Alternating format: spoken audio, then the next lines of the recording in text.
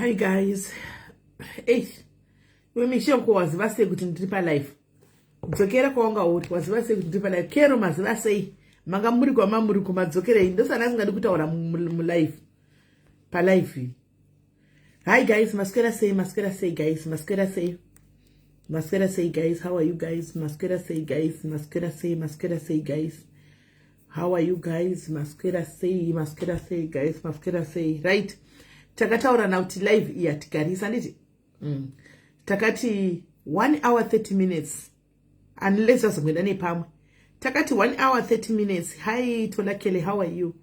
Takati 1 hour 30 minutes. Angu flowers muri sei. Tobva taenda mberi. Anditi. Right. Chimbotega tikupei feedback. Yepata svika nenyaya yemwana uya Andile. Ndoda kuti munzwe feedback. A lot is happening behind, guys. A lot is happening behind the scenes. The likes of KC going to people to threaten people. So, atisi kuvunduka na kukwata zvedu, guys. Tiripo takamirira ma threats achona. Takamamirira. Titori pa standby. Takamirira those threats. Kuti auye azadzise. Atisi kuvunduka. We are doing the right thing, guys. Even God knows kuti we are coming from a place of love. Thank you, Sibo. Thank you, 100 stars. Thank you, Sibo. We are coming from a place of love and a place of not hate, but of justice and the truth. And it yes. So Nezuro, Nasi, Nezuro, I think, ameno kune ma social media ku Snapchat uko. I think KC was writing my post achitukirira Chelsea, Cheripoki, admin wepano yakakwira panapa Nezuro. Akamutukirira chaizvo machatsi ese ndobva ndinawo. Saka ini ndakatozorarawo zvangu live yekwaKetia ichiri kuitika. Saka ndichimuka makusenda wana chera akakanda mapost achiti angatopedza kufona police, angatofona police. Ndiani kwa activate star party, guys. Pa activate wa star party. Guys. Star party activate wanoda ngokandosha wa masters. Thank you ne 50 stars Shiko. Thank you for 50 stars. Thank you. And Lulu wedwe kwanza hawana kuita izvi SIS MELLY saka wangu asingatarisa ndizvo ndandisina kana mbozviona kuti kwaive ne masters kana kuti kwaive ne master kana nechi ndizona ndakatogumbuka nekubatikana pamwe chete zvokuti nduninya yemwana uyu because tinavo vasikana ava guys mudzimba uko saka unongotogara ana iri mumoko guys ndochokwadi chaicho. You did, Sibo. Thank you very much. You did activate the party. Thank you. Guys, pasada 4 minutes, 13 seconds. Vanoda kungo kanda ozva oti achieve star party chinda mberi. Right. So, zvadaro paya chera mukakandisira chi. Thank you, Sibo. Thank you, Sibo. Vamukakaisa machatsa ya messenger mu inbox mangu. Thank you, Shinga. Tichitukirigwa na KC, tichitukirigwa koko kusnapchat chat. Achitukirana na Kate. Saka simu nakafona zuru paya panda ndani namba yake. Ndabva ndatoisave namba yake. Ndobva ndatoenda ku inbox yake ndobva ndamufuadira machatsa KC aitaura na Kate na Chelsea. Ndobva ndationa ka atikukwati. Ini nangu ndakazvimira. Thank you Memo. Thank you Memo Nyesha, thank you very much. Ina ndakazvimirira ndikukwati rega ndigera ndatokudza. Thank you Connie Fords. Thank you my sister. Thank you Connie Fords ni 500 stars. Ndigara ndikukwati. And anoda kuisa ma threats asipo. Thank you Dog Jangulo. Thank you. Anotaura zvinhu zvisipo. Guys, andizi kuti vanhu chinoitika kuvanhu chiki ma socialites. Like kundafunga kune ma ghost here. Kufunga kwangu inga kune ma ghost atinenge takamakana nawo isusu kuti anovengana nesu. Anonopa zvinhu zvokunyepa kana zvanga zvichogwa zvavo drama. Kona kwangu ini. I think kune magosta anenge zvichoga drama anonyora zvaanoda onokanda kuma inbox kwechi. Thank you Sibo. Kuma socialites. Because zvinhu zvaataura KC ka ndakambosvika zvitaugwa nerimwe socialite guys richindituka. Thank you guys 1200. Thank you Kelly Kumali pasara kwa 2 minutes kuti achieve star party. 2 minutes pasara padiki kuti vetangu varsa. Thank you guys. Ntenderewo ma stars and as guys. Thank you very much. Thank you Kelly Kumali. Yo, thank you. Patosara padiki guys. Just say 2 minutes 30 seconds. Saka zvikanzi ndine nyaya dzako. Thank you guys. Tapata achieved. Thank you mina nimbodaira munhu uyu important call iri kubva munomu.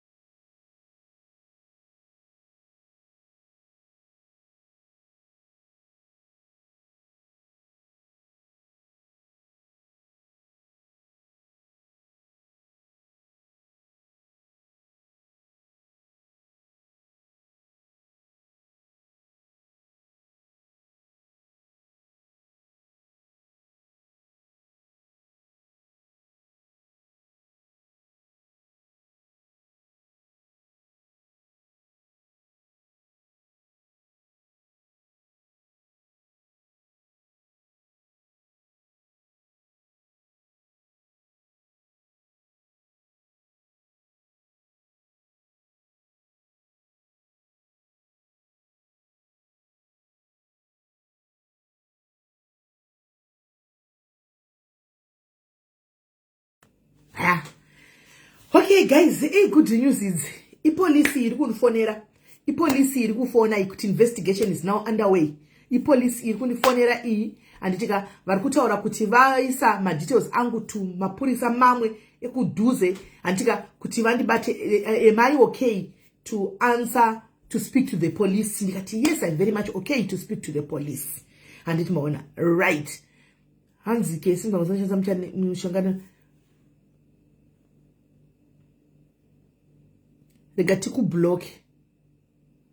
Asake chero kuti mchanita zve urikuita as if you are applauding kuti nokuti anishanza mshonga tichaneta instead of you aseke chera museka mteme tema tibatane pamwe chete anditika tite chuni chomwe chete tine vana. Do you think we are defeated in mshonga?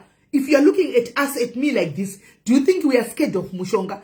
Mushichinonzi mushonga. Mushonga ukasikwa na Mwari. Saka ndinoda kuita ndinoda kususpenda ipapa for 15 minutes usinga comment. Yeah, nango urika kubloka because uri mumwe munhu wandinongoona wasitende wandaziva for a long time. So I'm not gonna block you. Asi ndakuita kuti ndikuise pa corner pamachu. Tinga wakatarisa isusu kudai so ndobva tavhunduka mshonga. Ndinamba kubvunza hii guys, iwewe saka utozati kundiona uchakwanisa kukomenda at your age vakanoka kuzama kura ine mshonga iwewe, but you are still here uri kurarama. Do you think kuti Mwari vanopenga? Mshonga une expire date wangu and then nothing surpasses God. Ukanoka zvizva zvinobatsirikana. This day has never happened into his life. It is the start and we believe kuti ndopa zvichatangira ndopa zvichagumira. So the mshonga chimbotimiridai. Mshonga chimbotimiridai. Tinabasa angashandisa mshonga yakamborambidzwa nani? Harambidzwi para tine naye. Right. So guys, vadaro zvikanzi like angachida kuunza like my threats. Akandirepa.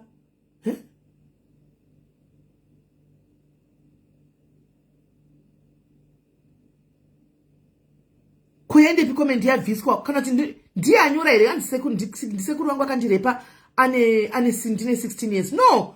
Ndinoda kukudzai nyaya guys. Mirai.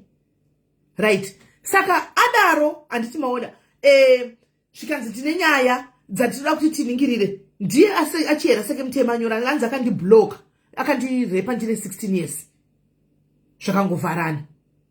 Maybe ndosaka ari kudaro. Animona hanzi akandirepa ndine 16 years. Uya shamwari, uya tifambe nenyaya. Uya rape mushonga mhosva hairovi. Kana wakarepiwa naye uine 16 years, uya tidzifambire. Uya nadzo hatisi kukwata. Zvikanzi ndenyaya dzenyu makapinda sei muno? Kwai ndakamba kuitira visa saka ndine madetails ndikati saka kana wakambonditira visa saka wakanditira ka ndikati uda kudii saka uri agent wainditira visa iyo. Are you an agent? Plus ndakatopinda yes home office yakatondipa. Ndikatopinda ndikatobuda. So saka aona mnatetsa sikushada guys ndakatomira. Plus remember political nyaya dzakadai guys. Pane vanhu vane nyaya dzakawanda dzavanenge vakaitigwa nemunhu uyu vanouya. Inbox yangu iri kuita kuflada guys. Vamwe asandavhura. Hapana information yandisina kubva kumazuva mazita family members dzese kusvikira kune mbwa yekupedzisira. Animona hapasina information yandisina yese. Vanhu victims ari kuuya guys. Victims ari kuuya guys. Hakuna munhu anotanga nekuita izvi akatanga pamwana uyu KC uyu agara achizviita. But nenyaya yekuti zvemishonga zvitazvidzodhara tatoita zvakatoitawo kudhara kuti tifambe nenyaya tatozviudzwa kudhara nepaanofamba nepaanopinda nepaanobikwa tatozviudzwa kudhara. But zvisinei satinei nazvo hatikaenda timurambidzi kuenda tuchingoona kuti nyaya inosvika ipi. As it is right now akati ende kuripota tikati go and report guys. Chera angatoripota kudhara.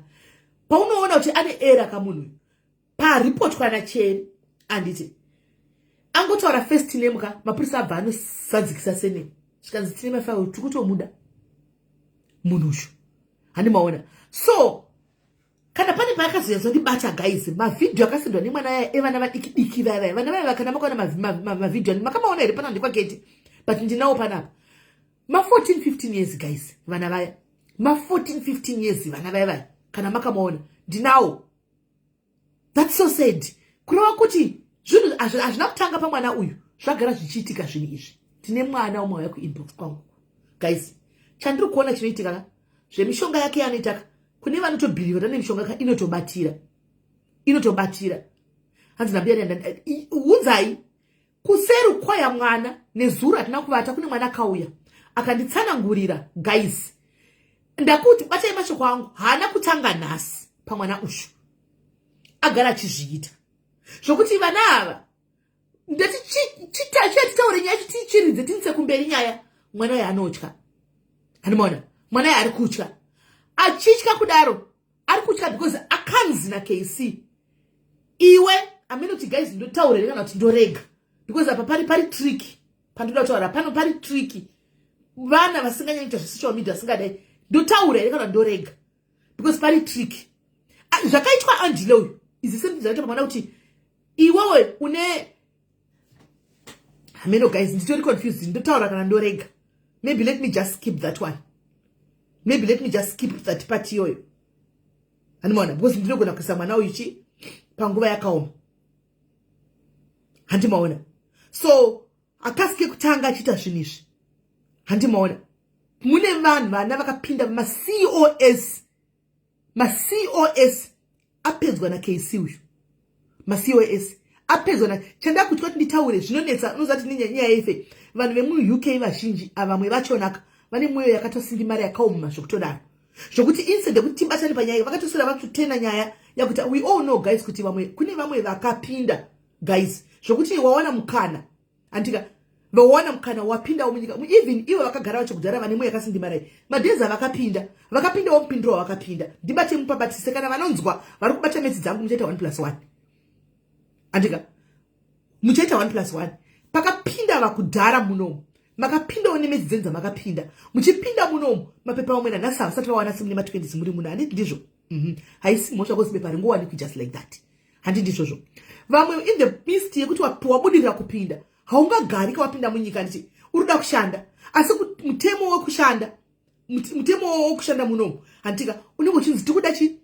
tirikuda mapepa handiti so vazhinji kudhara mainzi maigona kutoshandisana kana mapepa handisi kutaura ndiri kuda kuti mujoinidze nyaya ndiri kutaura joinidzai nyaya ndiri kutaura muzoita 1+1 makangwara imi hamusi matofo hamusi madofo imi makangwara batai imi zvandiri kutaura pano handichatauri mwana let's protect mwana handimaona because mwana futi handimaona mapinda meme makaonawo gepu ramaiona handitika rekuti no kuti ndigare ndabudirira kupinda pacho pari kunetsa kupinda paapa ndapinda pari kuti ndishande hakushandiki because kuri kunzi mapepa makatanga kuitana zvamaitawo panguva iyo handi ndizvo makatanga umwe maijegana handika mapepa hamwe muchidini zvichitoshanda muchitoenda kubasa ndikunyepa here ma20 years aiwa tauraiwo mucomment section ndikunyepa here ma20 years maijegana handiti anenge ane chakati obva ajegawo mumwe oti ndauda so zvichitoshanda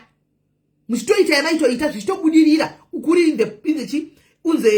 uri in the process of doing on papers handiti hazvina kutanga nhasi hazvina kutanga rini handitika zvakagara kudhara kutsvaga kurarama vanhu vaitsvaga kurarama vanhu vaitsvaga raramo vaitsvagawo kuti vararamise mhuri dzavo handiti right saka this is exactly what is happening pane kesa ndiro matobatanidzani mapedza pane yandavhara handisi kuzotaura izvi handitika simply because akabatsira ndiye handika kuti mwana akwanise kupindawo panzvimbo akwanise kudiwo kushanda handika asi apindawo nemapindiro akaita handichimaona so now akatanga kushandisa izvozvo kumwana uyu kuti aiwa usakanganwa kuti zvakati usakanganwa zvakati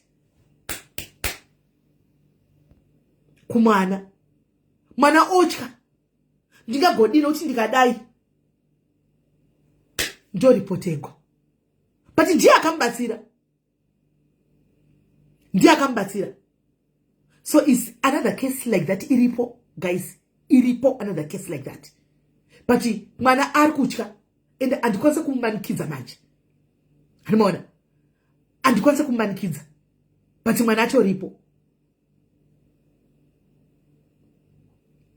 anti muri kuona so message ndaiona yachiyera 15 minutes autokwana nengadzoka yari kuti sekesi ndisekuru vangu akandirepa ndine 16 years zvikangofarana handiti muri kuona yes inonse ndaichitaura nevamwe hanzvadzi I was speaking to another hanzvadzi vari andisi kuti pane zvinhu zvakanaka kudai vanhu hatiza ariko sei. Ndandichitaura necertain brother nditika kuseri uko vanotoziva kuti pakadai soufambai pakadai ndichava invite apana pa one day. Havazhinji venyu munovaziva isocialite ndika Mr. Maforimbo, Mr. Todd Maforimbo. Ndandichitaura navo vachinditi kesi dzakadai mukaenda pakadai kadai kune vakawanda vatodhilawo nenyaya dzakawanda dzemaCOS anoenda kwavari vachitovaisa to the right links. Hanimaona to the right links. Ndichitoudza saka patodini vachiti ngazvidai handika ndatovaudzawo kanyaya kakaka. Saka ndakuprotecta mwana guys at all cost. Mwanangu, if you are looking at me, kana wadecide pane ndichataura newe zvangu. Handika unokwanisa kuchengetedzwa nemamwe maorganizations. Because inonzi kwa inotonzi sex slavery iyoyi yawakaitwa. Kwanzi inonzi sex slavery yawakatoitwa iyoyi. It's not right. So tavene 2 victims. Meaning to say kuti avasirivo vega. Ko vasiri kutaura. Because time yakapinda maCOS guys. Munoziva imimi. Time yakapinda maCOS vanhu vaida ngopinda guys. Vanhu vaingotiza namo kuAfrica. Vanhu vaida ngopinda. A lot happened. Vanhu vakawanda vakatoitwa zvakasiyana guys.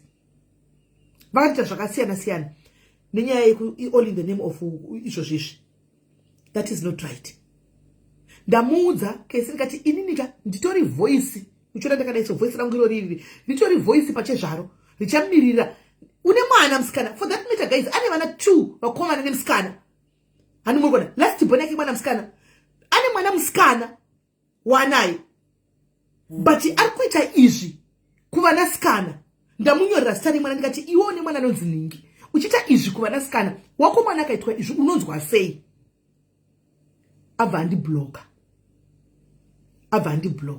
But kundibloka kwako chendoza chetu unenge uchiona ende mafriends ako aripo you are seeing because syndicate. But zvesyndicate yakatina zvamwe ava hatina inavo because hapana pava involviwa munyaya dzatokutaura dzevana idzi. Nyaya yatinayo ndeyake iye. Hatina patanzwa vamwe vese hatina ine mamwe madhiri avo hatina inawo isu. It's none of our business. But nyaya iri kurwadza varume vari pano kana muri mage muchifunga kuti mucharara nevana vadiki and you go scot free. Guys, think again. Enda munyenga vakadzi vemazera enyu, morara nevakadzi vemazera enyu. Handika muchikonsenda ikoko, mubvumirana morarana ikoko. The moment muchibata vana will come for you guys. No matter what. Zvandiri kuita izvi guys. The police knows. That ndikubatisei ipapo. Zvandiri kuita izvi. The police knows. And murikuona, we already alerted the police. The page rangu vanaro. Zvese zvandiri kuita panapa vanazvo. Zvakanakira pamunenge vanenge vachida kuvhundisira vayaya. Inini nditotobvunza zvandiri kuita izvi guys. I am the voice of the voice. I'm a blogger. At the same hand, nditochenda nemapurisa iwayo kureza mhosva dzisingasviki kwavari. Page rangu irori vanogona kutofana ndiri panapa. Vanaro link. Tikazopawo nemalinki ekumwana waya kuti vaverify vaone zvese. So they know. Kana chazofunga kuuya chiti, hey, wati pasi, they know. Muno mapurisa muno UK. We alerted them because thank you very much team remu UK. That is running behind me. Pane team remadzimai. Nevamwe vechidiki chaiwo mufunge. Vari kumira, vatoya neidea kuti let's do this kusvika zvatiri kuita zvitori legal. Vamira neni kuseri. Kune zvakawanda zvikuitika kuseri zvinhu zvasakwanisa kuti nditaure pano. Just because ndinenge ndangwadza vanhu. Handika pane dzimwe nyaya dzakawanda dzatouyawo. But I'm not so sure kuti zvinhu zvachona because panonetsa regai timbomira takadaro guys. Regai timbomira takadaro. Tozoenderera mberi. Regai timbomira dzimwe idzi dzakadaro nyaya idzi timbomira. But chandatoziva guys, chandatoziva nhasi. Ndine V11 in my possession. Masocialites kana watu uri kuita basa rokumiririra vanhu musapiwe mari muchivhara dzimwe nyaya dziri kurusha kudai. Musapiwe mari kana mumachi muchiti munofambira maCOS muchifamba nyaya dzemaCOS muchifambira nyaya dzemaCOS muchienda kunzvimbo muchidini hakuna ari exceptional.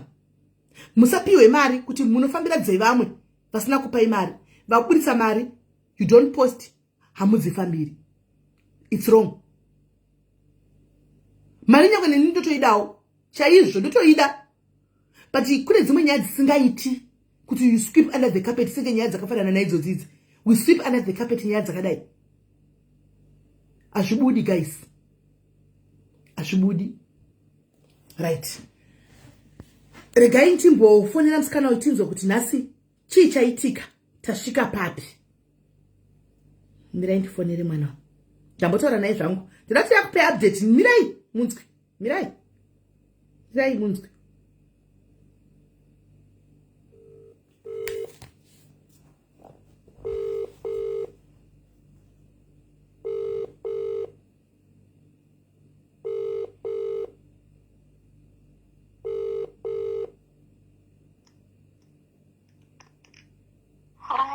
Hi, Andile. How are you?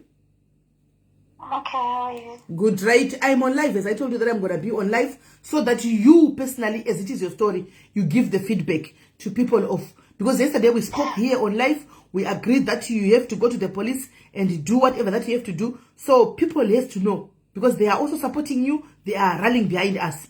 They have to know where we are right now. Can you please explain to the people the measures or the steps that you have taken today? Okay. So I went to the police station, the SIS police, and I basically told them what the lady who called Interpol came back and told us tomorrow. So they arranged for me to meet up with the police captain, I think detective captain, whatever, tomorrow in the morning, first thing early in the morning, and I'll have all the feedback as soon as I get back.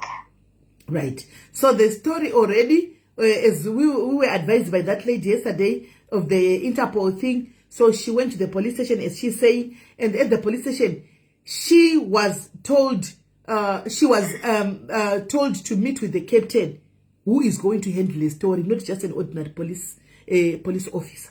So her case is going to be handled by the captain of the police. So the captain said to her, can you please come tomorrow 8 o'clock in the morning? So tomorrow in the morning, she's going to go and meet that captain at the police station, and they start from there. So tell us, after the live yesterday, who called you, what happened, and today, what really happened? So I received a call from the lady through someone called Nyasha. I received a call from the lady that was Casey's girlfriend. Which one? So basically, okay. She wanted to talk. Sorry, what? Okay. No, I wanted to know which one. Which girlfriend? Lisa. Oh, Lisa. Okay. Yeah, so we had a call, and basically she was trying to set things straight. So she said she really couldn't give a comment of what happened between me and Casey because she was in South Africa. But she did confirm that in my story, everything that I told that happened between me and her, the fights and whatever, is definitely true. Are they the voice notes? Are we talking of the voice notes? Do you have the voice notes? Or we're talking about, I don't know, something that was sent. I don't know whether you are the one who sent it to me or somebody sent it to me on the voice note. I don't know. Is it a voice note? No, it was a phone call. Okay. WhatsApp call. Okay. Yeah. So you didn't record?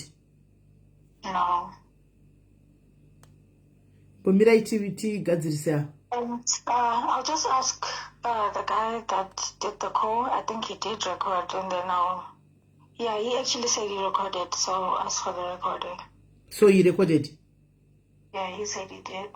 Okay. So you can also send me the recording, because if she's confirming to whatever that happened to you, this Mona Lisa, as you said, she was a girlfriend to Casey.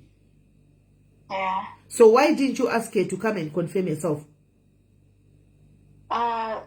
So basically, her confirming, it was like the confirmation we got was her saying this in front of the guy that did the call. Okay. Yes. All right. So please, I did also, I think he actually also asked her, like, if she had a comment with the whole Casey allegations and whatever, and she said she won't comment on that. The only guarantee, she says, is the fact that everything that happened between me and her is really what happened, and that is the truth. But why can't she come and confirm to us? I don't know. Okay. And then today, did you get any phone call from anyone or? No, I haven't gotten any calls today. Okay. So even Paula didn't call you? Nobody called you? No, she just posted videos on Snapchat of a whole, like another very different story from what she said yesterday. What was she saying today? She posted Snapchat yesterday. It was a very long video. But at the end, she said Casey is not a rapist and people are not, Zimbabwean people are not going to force her to agree that Casey is a rapist. Okay. No, that's fine. Anyway, baby girl, let us leave you to rest. Can you please do whatever that you are doing? Tomorrow, call me when you're at the police station. I will. Yeah, like what you did today. Yes. Thank you. She called me when she was at the police station. I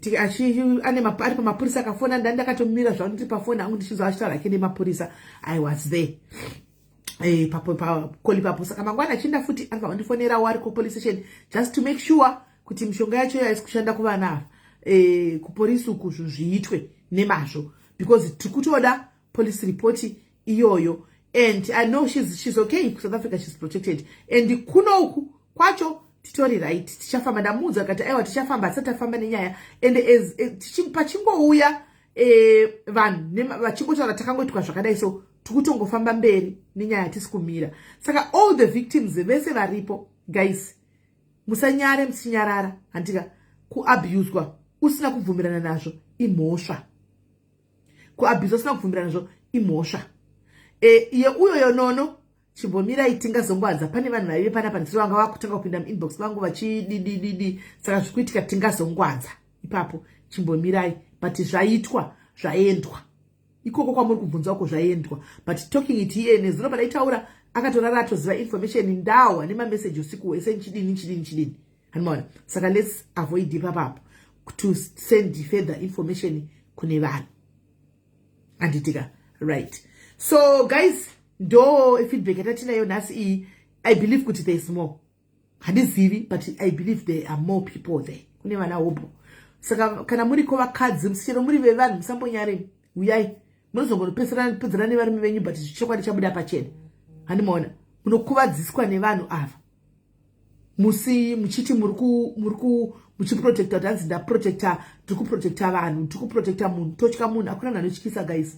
Anotyisa ndimwari. Kana mwari vasina kutendera zvimwe zvinhu zvitike pauri hazviri zvakaitika unopfuura uchangodarika kudai sepasara pachiputika bhomba kumashure kwako because hazvina kutendekwa kuti paitwe zviitike saizvozvo. Saka musanyanya kukwatiswa nevanhu guys. Muna neupenyu hwako chako ndimwari. Handimona takabva nepajona apa pataiona vanhu vachirohwa dambugwa gumbo iri nepfutika handisi kuzombovhunduswa nakesi muuk ndikunyepa. You lie. Ndonogara pajona patonoti wakapenga. Ndonogara pajona patonoti wakapenga zvoko zvokungota madhiri uri kuno kuta ina unogara pajona apa tinyatsoona kuti wakapenga. Takabva nepo hatitombokwatiski timbo rinobuda nepaesa sambori kwatisako harikwate zvekumhanya ukangoziva izvo unobatsirikana. Hatina taramba nyaya dzekurepwa kwevana mumafamilies. Vanhu vari kurepiwa nehama dzavo zvichinyararwa, vanhu vachirepwa nehama dzavo zvichinyararwa because kune chinhu vanotyisa vane mari mufamily guys. It's high time we speak about it. Anditika chando ende zvinhu zvozvo every dog has its own day. Ndopa patozosvika kuita zvakaipa paya because zvakaipa tinozviita tichibudirira but kana zvodzoka unofunga kuti mwari vandirasa zvinodzoka in full force. Kana zvakudzoka chaichaka mwari vakuzvipurisa zvinobuda in full force. Saka varumeka kana murimo whether unozikamu hauzikamu uri kuita system yekutageta vana muuk muchivata nevana vadiki muuk kana kungave kuafrica chaiko ikoko hazvinidhi kuti uve uzikanwe sezviri kuita kesi izvi. Whether usingazikamu tikangoziva nyaya tichakuita kuti uve famous.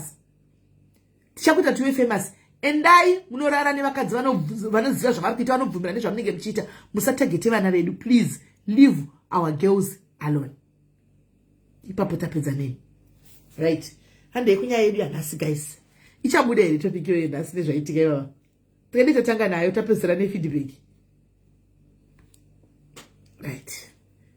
Imagine imagine guys ka dena ndine zvipande chaizvo dena ndine zvipande guys chaizvo zvokuti ndemka dena ndakamboya papa guys. Imagine mmoza ndakambokudza history yapanapa ndichiti Lily ndakambondisendera mapepa guys akati kubasa moyo wangu ukaramba nanini vakati no muri kuremember guys. Imagine denda ndakaenda pane pekuti ndakadai so but mwari zvavanoita zvimwe zvinhu mozati nhasi ndaseka ndakati saka payapaya takahla nanini vakati no Smelly pana garai itai malive yenyu muri mustadium izvo hazviiti nangu iri kuramba ndizvarini zvinhu izvi guys. Last year nhasi ndopandakuona reason yekuti nemhaka yei mwari vakaramba panguva iya.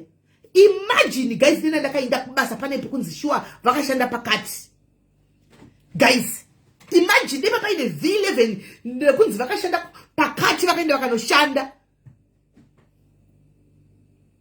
because ari kutsvaga lupo ari kutsvaga kuzvidefend ingeda kuti pakadai vakazodai lucky enough ndatomuchallenger because ndakazvigarira kumboko ndaikokwera ndichingombeya kumapaki namaya tichingodi mani ndikandoti mboitai mashifisi ndiripo chiitai vangavoenda kubasa second escort iri ndiri pangu nemwana dai ndakashanda guys.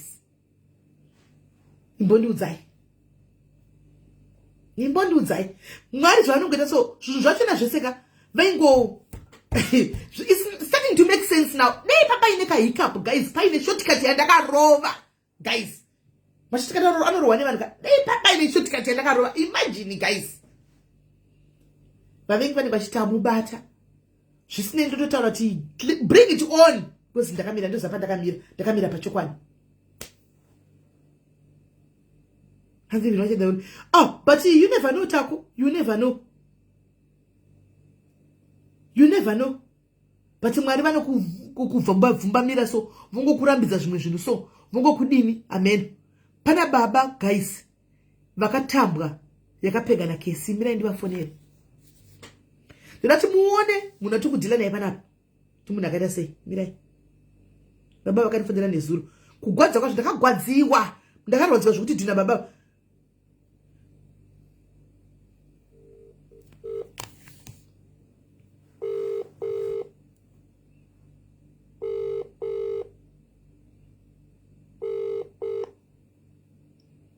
Hello, hanzvadzi.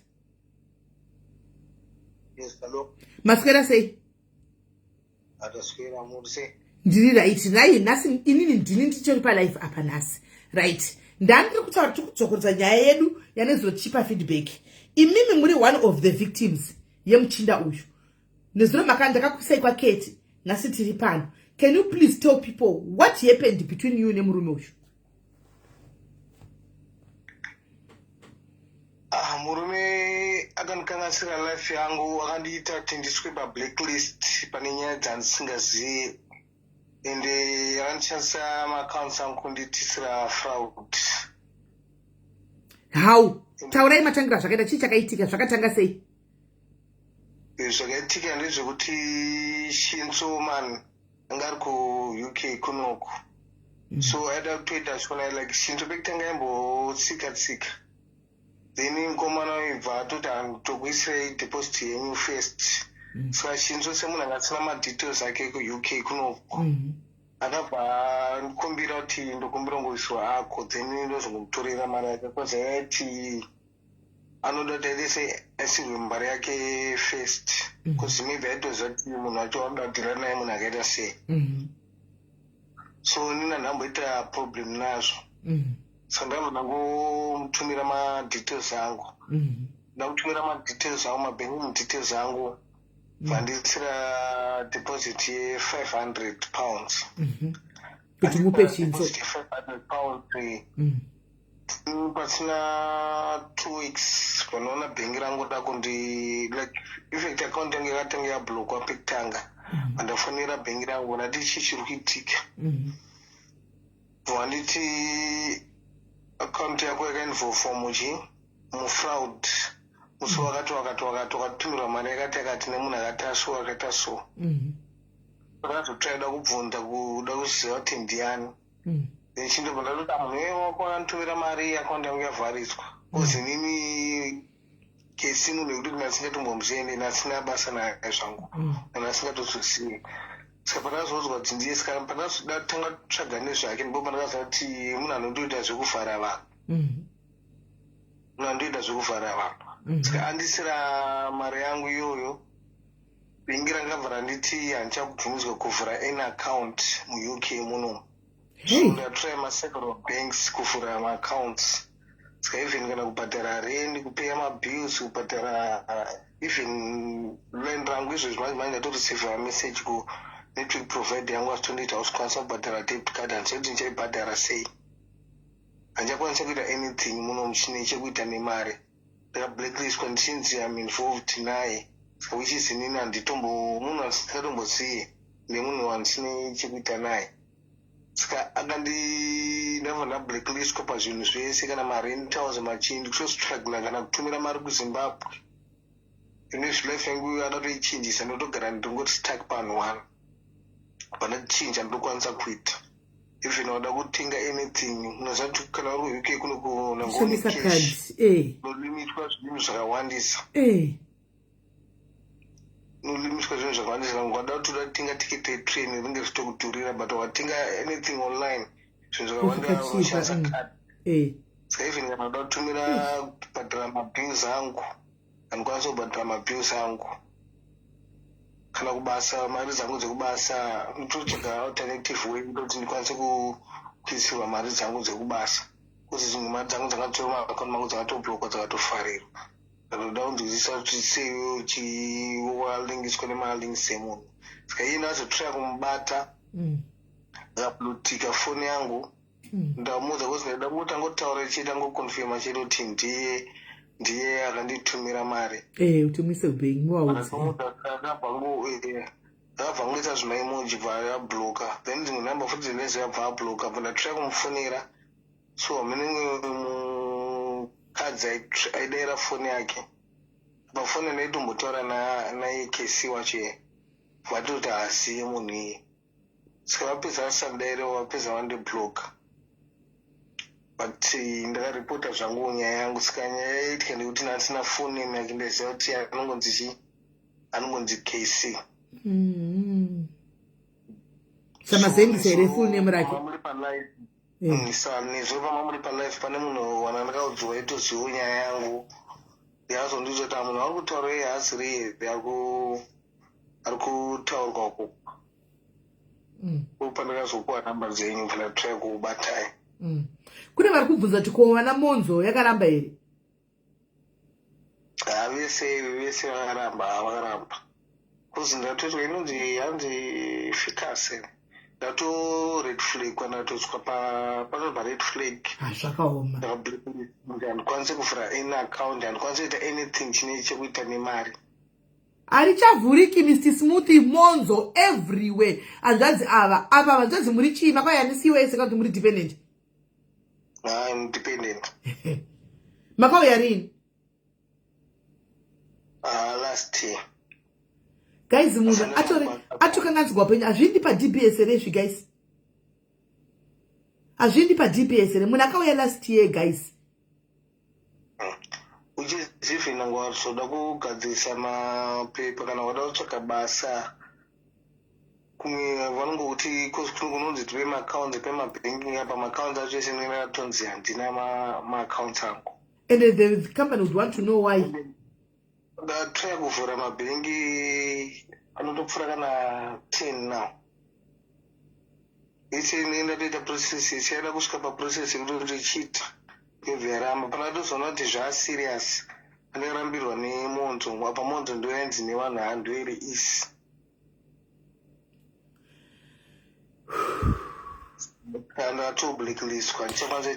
mundibate kuseri hanzvadzi ndikupe munhu akubatsirei handichika mundibate ndikupe munhu wemutema akubatsirei handiti munomu and imimi makanga matoisa ripoti here but ripoti ndakaisa but ndasati nefone name yake alright maanaro saka you have to go back munoisa ndikikiri munoisa report handichika so that muvhurigwe because you don't want this paDBS renyu DB recho ngarishumire zvinhu zvamakaita imini kwete kusvibisigwa nemunhu pasina zvamakaita handi munoona Guys, ndakashibisa ndeke nokuti indema haichemedzi. Akaramba magi ese, akaramba. Aitisi? Bene kwanza mbumide papa aitaura nyaya yake. Ndiripo. Anti-block achasoblockwa manje. Ndawoblockwa. Ndati ndawoblockwa. Kwanza tora nyaya yake ndiripo. Nditori nayo machatsi anayomutumira achiseka achideso. Kana tamutumira madetails angu akaisa mari akatotumira akakonfirma kuti aisa mari. Mukati naye hanzvadzi. Information madetails ese chats dzenyu idzi makaenda nadzo kupolisi here kuti machatsi aya. Ya nyacho yainvestigatwa. But handinoziva kuno they take time vachitarisa nyaya dzavo kuti zvofamba so. Makariputi zvarini zvinhu zvakaitika rini? Like pakanditumira mari yacho ngano swa 2 August. Pakanditumira mari yacho saka panazoblokirwa makaunti angu mama muna 14 September. Manje apo. Saka pesa apa zvanga zvakambotumirwa message nda so your account is involved in fraud chako saka ndambozvita fana ngokuti maybe pamwe vanhu kuno vanotrada kuita kama account or something kama account ndingatoenda kubank kwangu nditone confidence so which is pikitanga panazoenda kupolisi ndo panazokwanisa kuwithdraw mari yangu ya cash ndatomborambirwa mari yangu yatomboudwa na marenti ndatombostruggle kubhadhara rent kana kubasa kwangu pandakazotaura nevanhu kubasa ndo pakazonditi tsvaga munhu wanoziya kuite se akupe account dzake tise mari ikoko zvafanana nezvinoita zvinhu ngezvitofanira kutanga wabata munhu iye kana kudaiso kana kutumira mari but zvalife kuno haiti easy kana usina account mweya wangu watsemuka munoziva kubva zuro nyaya yabhudhava inonyatsondiitira zvakanaka munoziva kukwai kune inonzi pocket makaitraya bank amene kudai ndizvo zviro kuchengeta mari kuda ndofunga nokupawo kadhi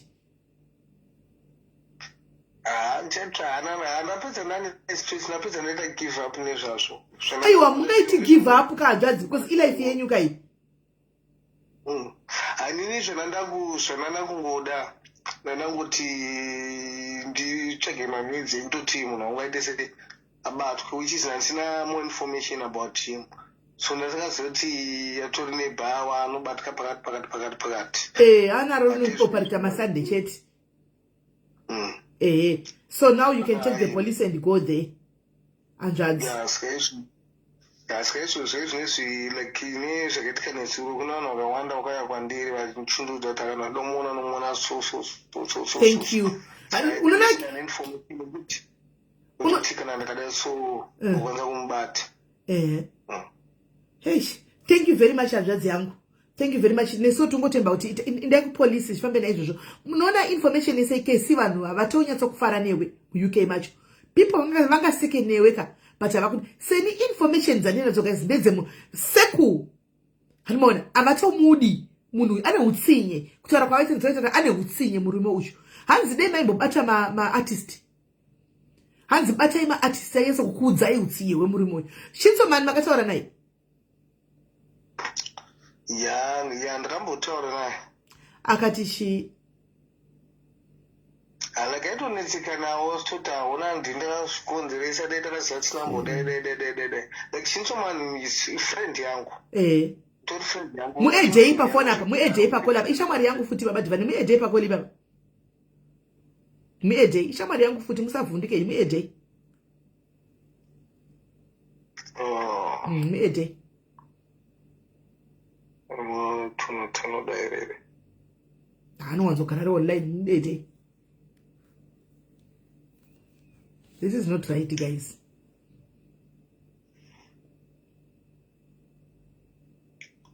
So taitotry tuona kuti zvinobudiri but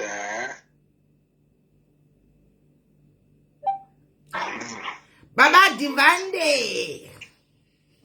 Hello. This is Melly. Muri sei? Ndiri bho kuri seko kukuraini. Anditika wangu ka ndina bhururu wako wangu pana pari kutaura nyaya iri hati breaking shamwari. Ye card ye account yakavharwa amene maisigwa mari stuff like that. Yes. Ende unoziva kuti akatokanganisigwa life yake. Unoziva. Kuti kanganisigwa life because iya hana kupara mhosva. Simply because pakangoiswa mari yakanzi ishiswe kwaifa kushiswa. Akabva to account dzinenge dziri dzakaflegwa kudhara. Yakabva inobatanidzana neaccount yake. Life yake is difficult now. Hakwanise kuvhura account anyway. Hakwanisi. Atone fraud ende chino mapepa kazida kugadzira mapepa. Zvapa DBS rake. Antonzani fraud mhosva yakaita. Asina mhosva yakaita. So ameno kuti Shinzo unokwanisa here kana zvichita kuti maybe notamutamuchira itinauka atore machansi ese because anga asina mazita ake isiuyu. Saka ndakamupa mazita ake isiuyu ainawo kuti achinda kupolisi ne machansi acho akaapproachwa na case chizorutumirwa mari kuti yo unoperforma. And then iwewe Shinzo unokwanisa here kuzomubatsira kuti uite witness is the truth. Kuti kungotaura chokwadi chezvakaitika ngoti mari ndanga ndangonzaifa kubhadhara mari ikaiswa maakaunti memunhu.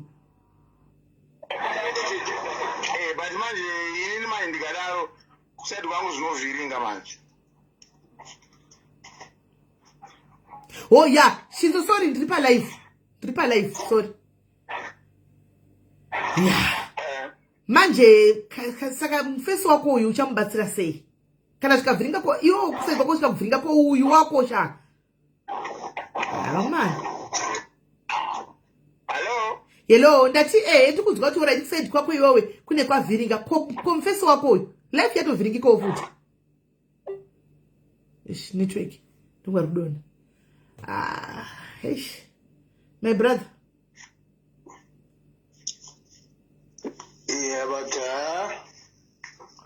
but atoziya kana at least kana tane ma supporting documents ake zvakaita nekutumira zvetitinazvo zvedu. Sikajana singazivi ndezvekuziva foni yake inoti anobatika sei inoti anobatika sei. Uchizini munhu wekutoti nandisingamuziviwo.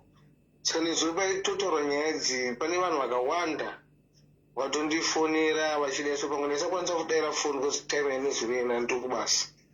Saka pane vanhu vakawanda vakatozondiudza kutoti nevamwe vatori close naye vatotaura kuti munhu haasi bo akazozidai uchizwa vamwe vanenge vachitya kutaura kana kuburisa mazita avo because vanhu vanenge vachiita sei vanenge vachimutya munoti anotyisidzira vanhu iranoti vanoita sei but nanangoti chiro zvezvabude kutyeko zvedu ngativhire ndichataura nekuseri ndichataura nashinzo chokuseri ishamwari yangu Shinzo ndichataura nekuseri ndichataura nekuseri. Yeah guys, this is heartbreaking guys. Ndiye munhu wamuri kuti guys ndiye munhu anenge achachimiririgwa nevamwe vanhu 2-3 iyeyu ari kudai so guys. This is not fair. Uchiza ndatozona vanhu vakawanda vakaitirwa zvakawanda naye vamwe vaitotya nezvo pane vamwe vatozomutsvaga mune vamwe manhamba vachitora wazowana sese but vanhu vakawanda nevamwe vamwe vatori close kwaari vaitotaura kuti ngomuna yakazotiita so ngomuna yakazotiita so ngomuna yakazotiita so but chiona kuti takakwanisa kutaura navo tongatinga tingofele zvinhu but inini yangu hamu ndakaitaura zvangu itori kumapurisa but ndingatsanda nemore information about him but ezvine zvindanayo yangu changopa mapurisa vangoziva zvavanoita.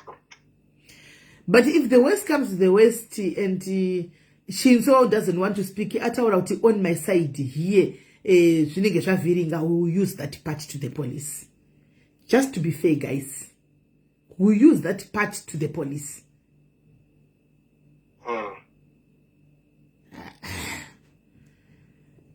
Zvakaoma zvo guys. Yeah, no, my brother, it's okay. And please give me feedback. Kana maisa police and everything. But mudi bade kuseni ndikupe muna kubatsirai and ndikuba mudi bade kuseni ndikupe muna kubatsirai. Zvakanakisa. In fact, muchiripomira ndi ede munhu. Muzotaura ku serious. All right. Mambai makadaro.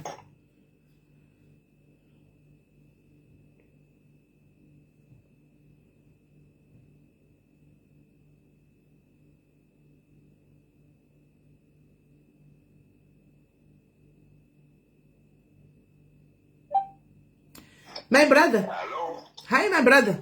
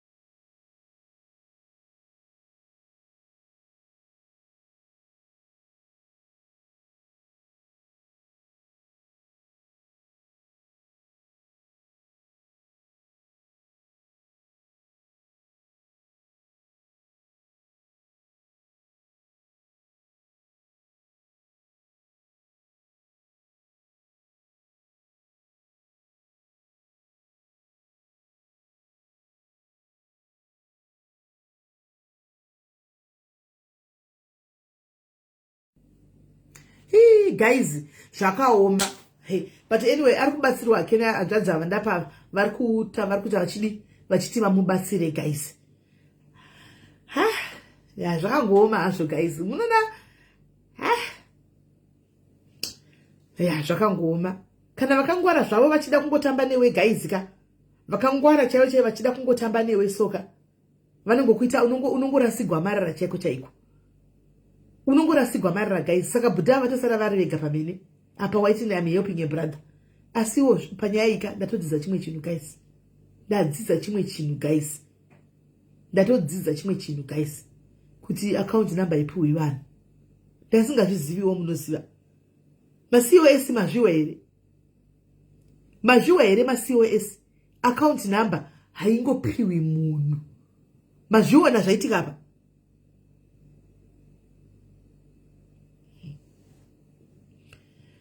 Zvakaoma. Handifungi kuti aiziva Queen. Handifungi kuti Shinzo aiziva, but I think what's happening here is Shinzo achada kuramba chizodzoka kuzoimba ndokurarama kwavo, ndopavanorarama. Saka ndofunga kuti ati ataure varivo vacho vanhu vacho vanenge vachimbopota vachivaunza kunoko zvinobva zvadhakwa. Musangope munhu wese account number guys. Ipai vanhu vamunoziva kuti vanhu venyu account number yezvo flagged all over my man. Kwanza akabva anyora pareference noti hazvazi vamubvunza kuti pareference iyoyo papakanzi kudii pakwati mugwamari kwanga akanyora kuti K kwaichipaying K hamene zvakanyora kuti kudii.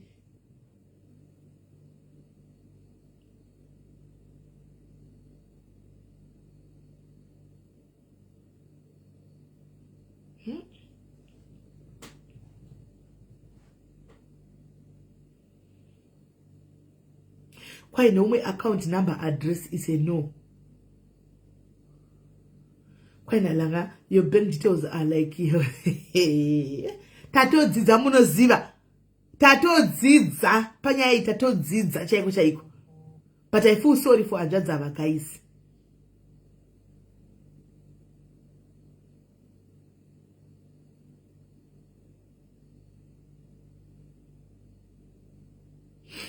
I think for and Shinzo man ana utsinye guys.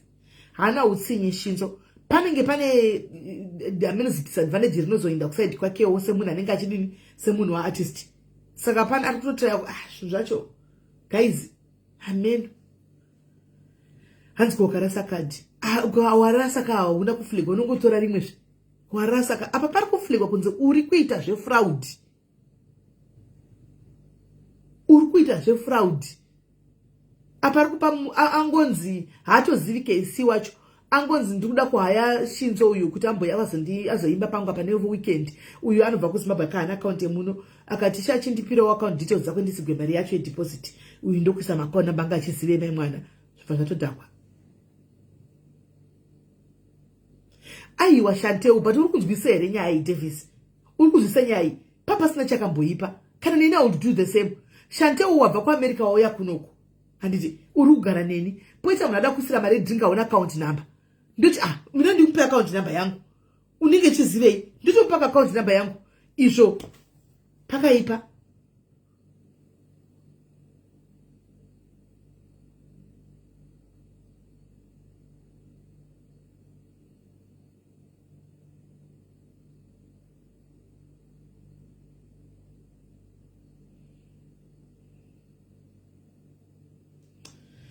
Zvakaoma guys. Anything and anything chotara ndifunga kuti topic yedu ichabuda guys. We are going to do it. It's going to be a topic for another day.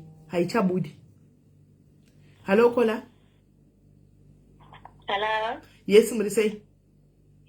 Yes, SIS MELLY, how are you? Musha kuri say.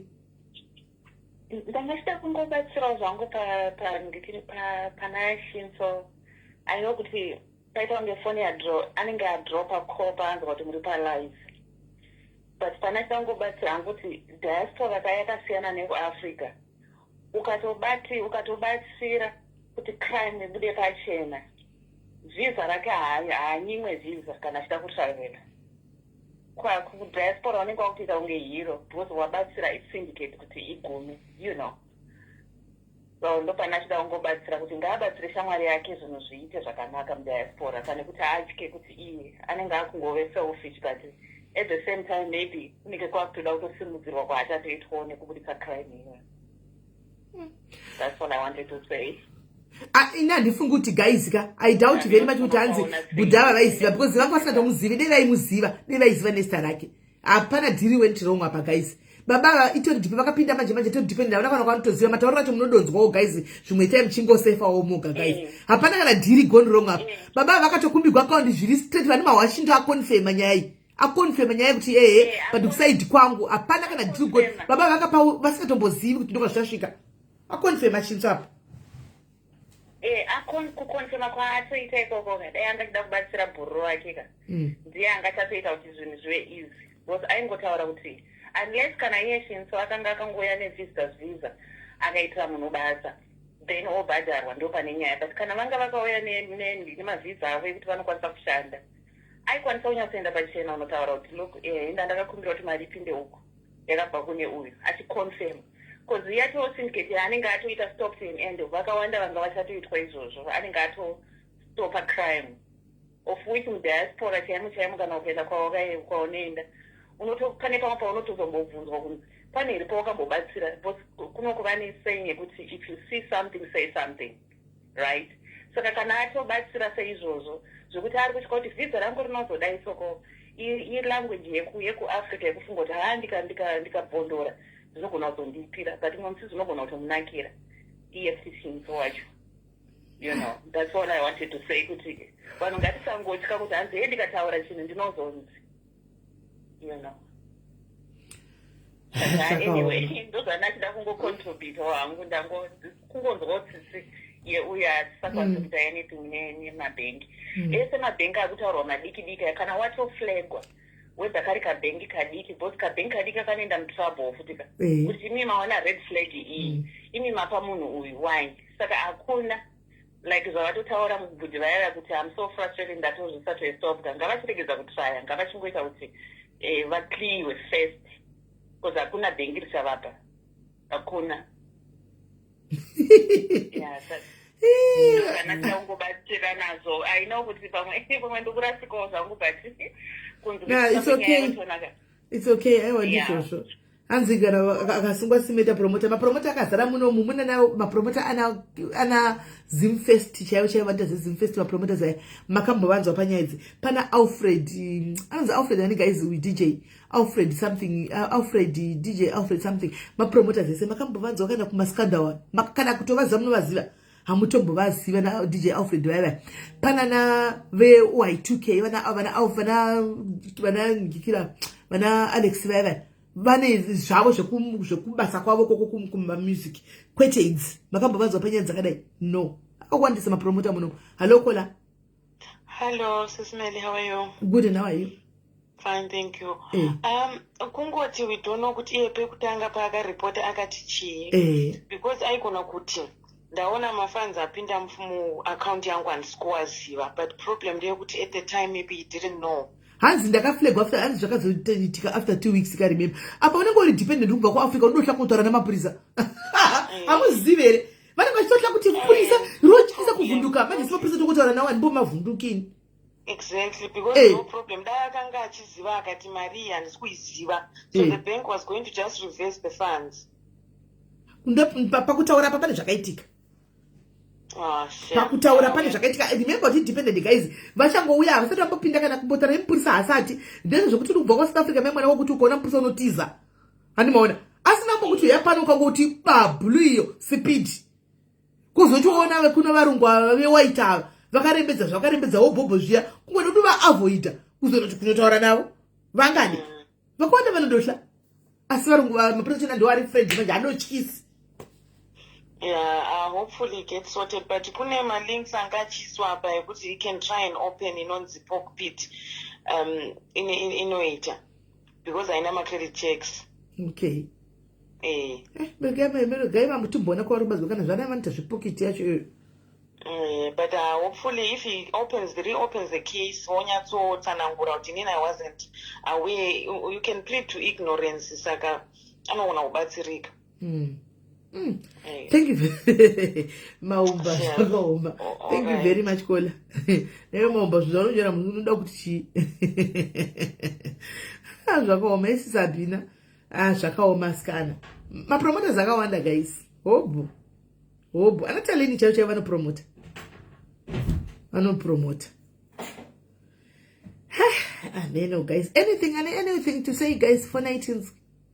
If you've got something to say, guys, topic yedu tozoita kusera mangwana, guys. Topic yedu tozofamba nayo kusera mangwana, guys. Zvanasi haichabudi. Hello.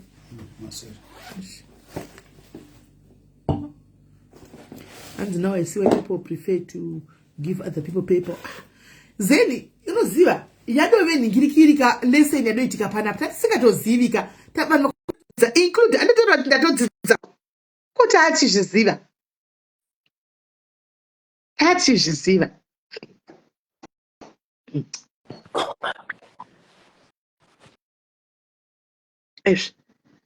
Kongopinda vakadona.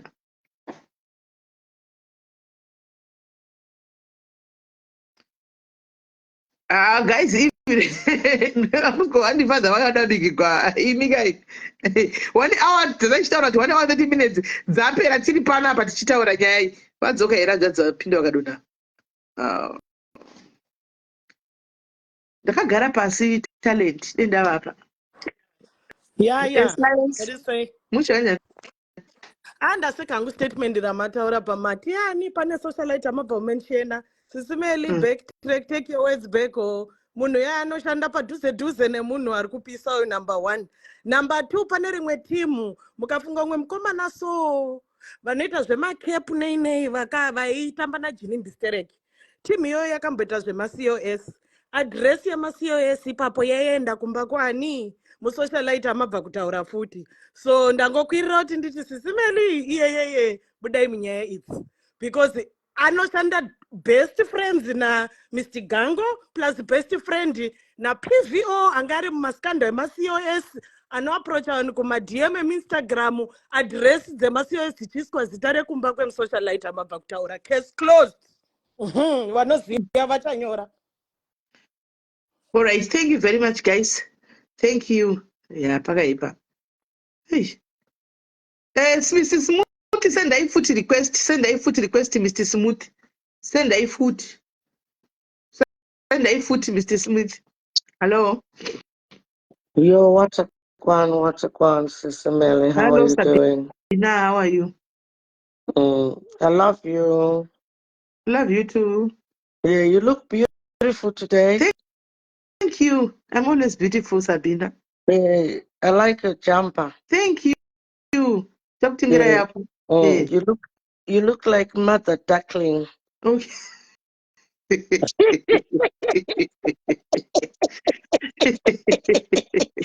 You look like Mother Duckling.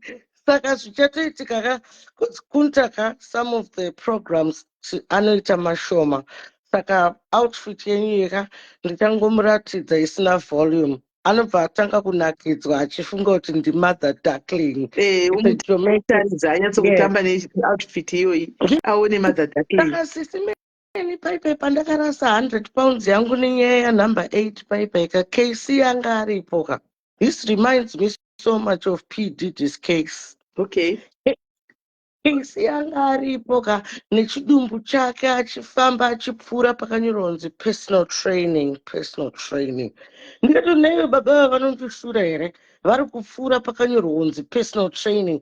But ndasingazivi kuti vanoda vadikini. Vaiti vakanditarisa so kubva pasi kusvika padenga so kubva padenga kusvika pasi ndototi nei ko baba vari kundishura chiiko. Dai vauya tavaita personal training ivo vanonzi aKC ava. Saka imimi nyaya yamatanga iSisi Melly. Saka KC akunzi Zimdidi. Zimpididi. Musambo far in your little lives. When I KC. Nyaya yabuda. Hold on. Hello, brother. Hello, brother. Yes. Yeah, since wanga kutaka kufona bega mweza kachiti network. akangofona bheki akangofonera ibheki handini ndiri pako anongofona auya okay alright regai ndivhare live mumaspeaker kuti vanhu vasanzwe.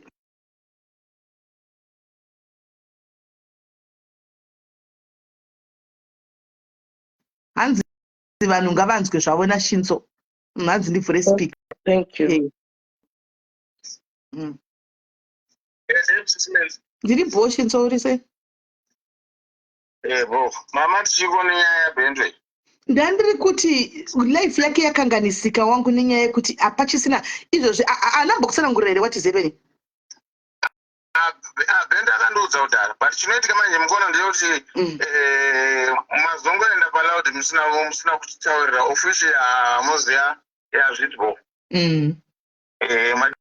dai marikutiudza kuti mukuendawo palive chatoziva kuti kuendawo palive handange ndafunga unoziva kuti handange ndatozofunga tizokuedha iwewe tatozofunga tizokuedha nyaya iyi yavakaitaura zvavo nezuro handiona panapa but kuti tikuudza tichazoita live nhasi hatina kukwanisa kuudza because tatisiri kufunga kuti pazoita vanhu vari kuzama kubatsira hanzvadzi ava vati Shinzo akanyora statement handiti zvinogona kubatsira ndopata zoti no ngatiedhei Shinzo so otherwise tatisina need zvede kutokuedha.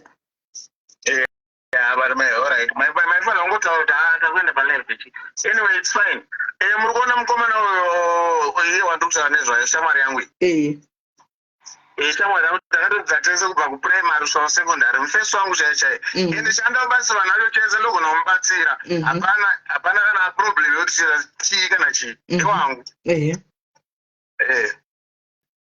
So because nyaya dzacho mawani pane dzako dzimwe dzakatotaurika zuro but takati aiwa Shinzo kana asina kudzitaura ega kana asina kutiudzawo kana kutaura ega hatisi kudzipinda handiona but isusu tatiri kungomirawo pachokwadi because we are tired of us Zimbabweans exploiting one another handika nekushandisana mahara zvakatoitika ipapo mari takatosenderwa handiti but tinozazoni yefraud kana zvechichi atorenzwisisewo sevanhu vanenge vachita basa. I know.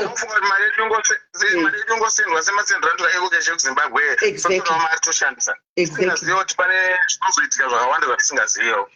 Aiwa ipapo ndipakaurigira itenja kuti sindada kurevera pana ndikati no Shinzo munhu wangu zvokudaro chakaitika choti Shinzo haana mabank details ekuUK kana auya kuna ndingachitongoya kuzoimba kana anzi ende kazhinji kana vapinda muno vategwa vadedzwa napromota 1 pavamwe vane maclub vanogona kuvatorawo maside hustle handiona saka anenge asina akaunti kana akati kuna iwewe una akaunti chindipawo mariso kwauri havana kuziva nhesi ava remember banzva dzavachangouya havana kuziva kuti kwakaflegwa kudhara kuzosvika zvaitika zvinhu izvi. So even Bento kana ashura kana statement yekuti zvinhu zvake zviite kana pane statement rangu inini ndogona ngowitnessa isi danger ishamwari yangu ndomuwitnessa zvinhu.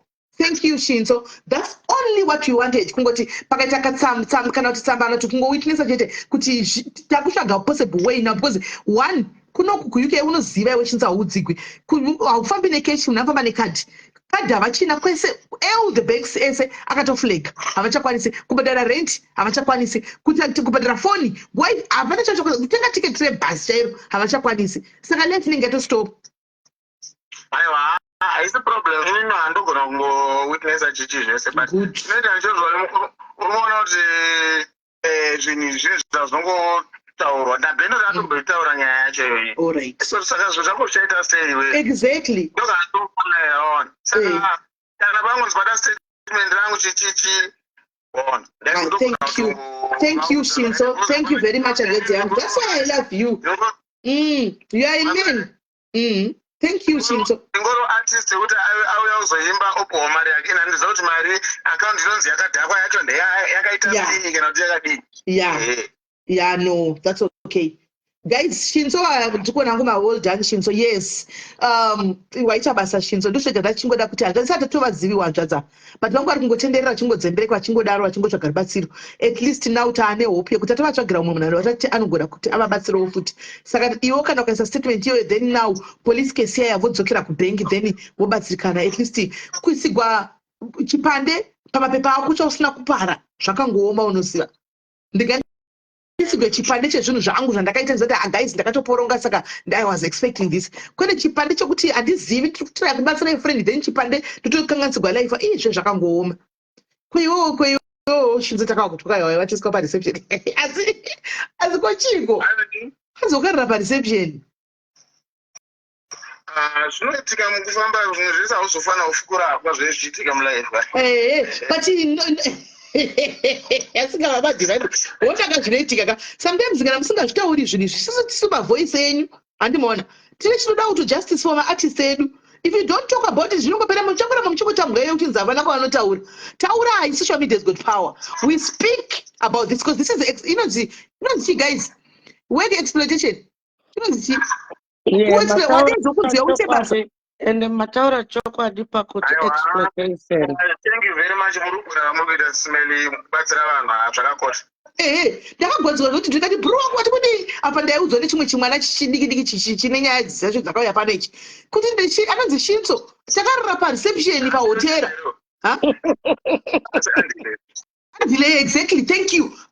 Akonfirma Andile exactly akonfirma zvikanzi takarara pauyu takarara pareception naShinzo ndikati zvikanzi yes munhu asingabatiki ndakapereka.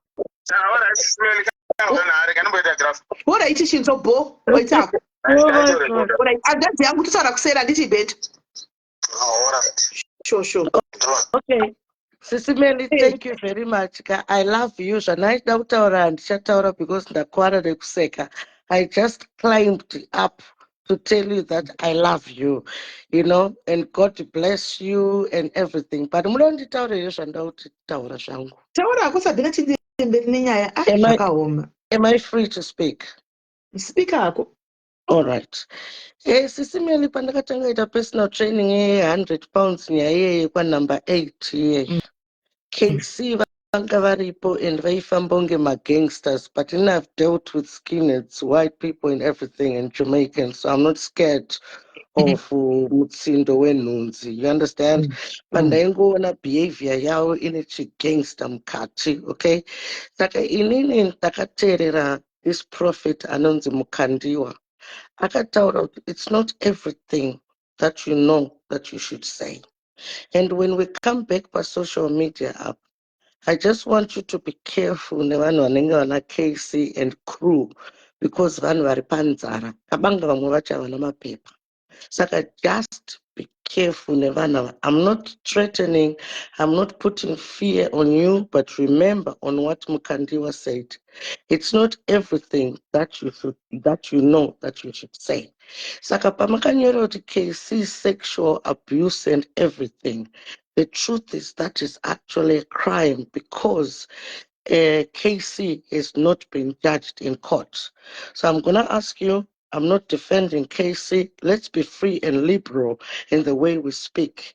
Why did you put the topic saying atisikumbobvunzana izvozvo nhasi tiri panyasa bhina tisikubvunzana chozondibvunza ndega kuseri ikoko ndokochandibvunza izvokutibvunza ichi pavanhu aiwa tisikubvunzana izvozvo ndaunokuseri vapapa tanga panapa ndozvanga kuzotibvunza kuti makanyora sei makanyora makadai sei naonyora kupedya koko naonyora kupedya koko uda kubuda musaka unoona tine nyaya dziri serious panapa dziri crucial kuuza kuti why did you write takanyora ndo zvakaita mwana ndo zvakaita mwana izvozvo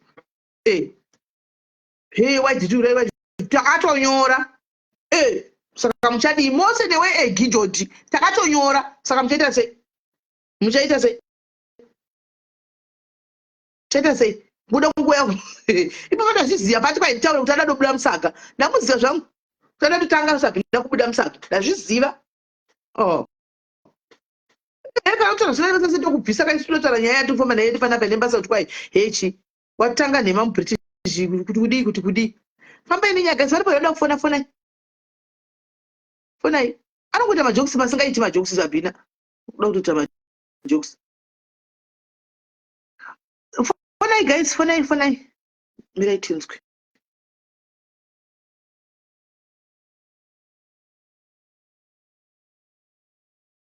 okay mirai tinzwa vari kuti ndiartista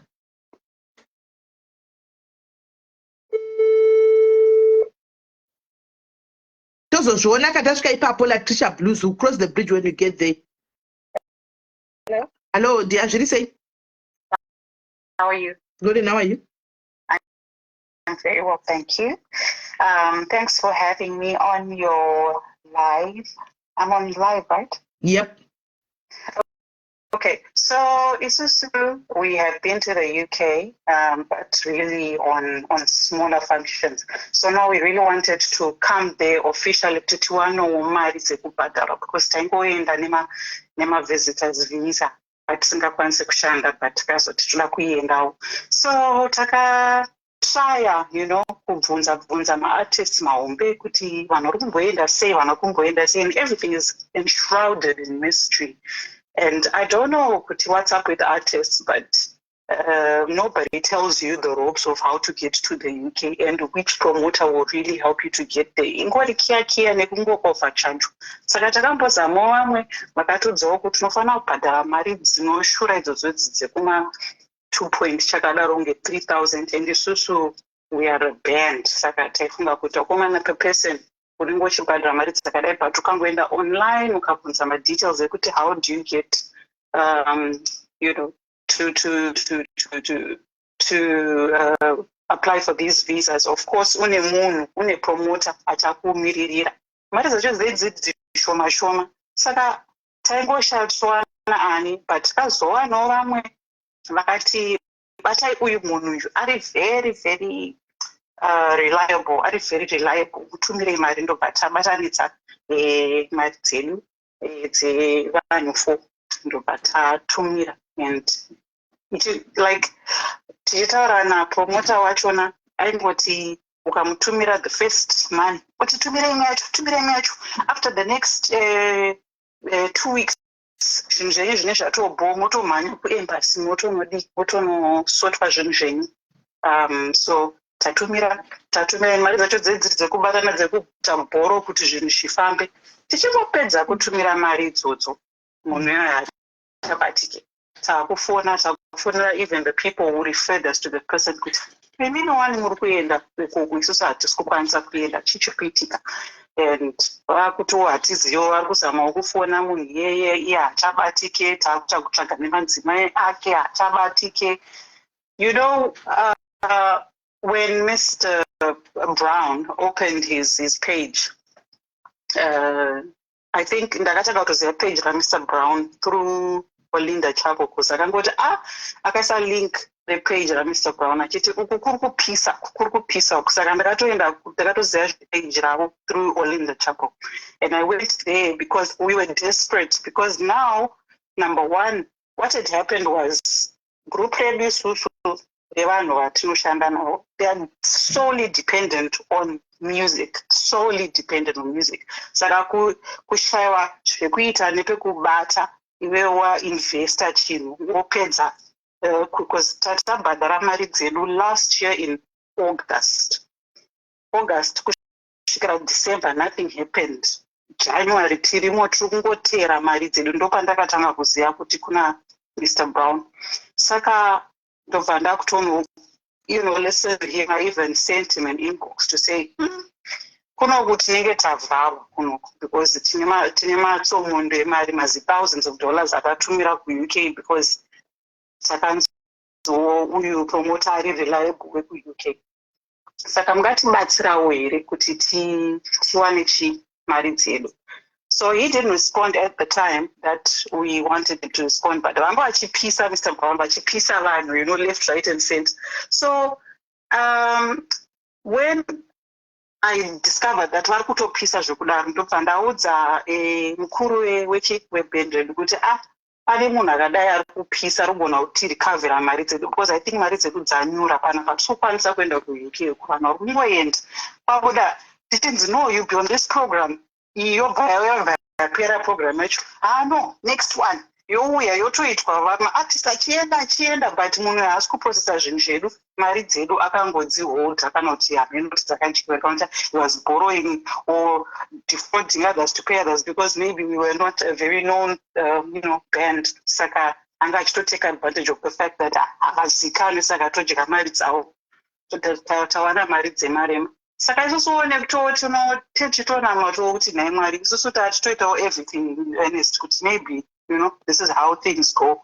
And iye angaita sekuti haasi kuovercharge as compared to the other other promoters out there.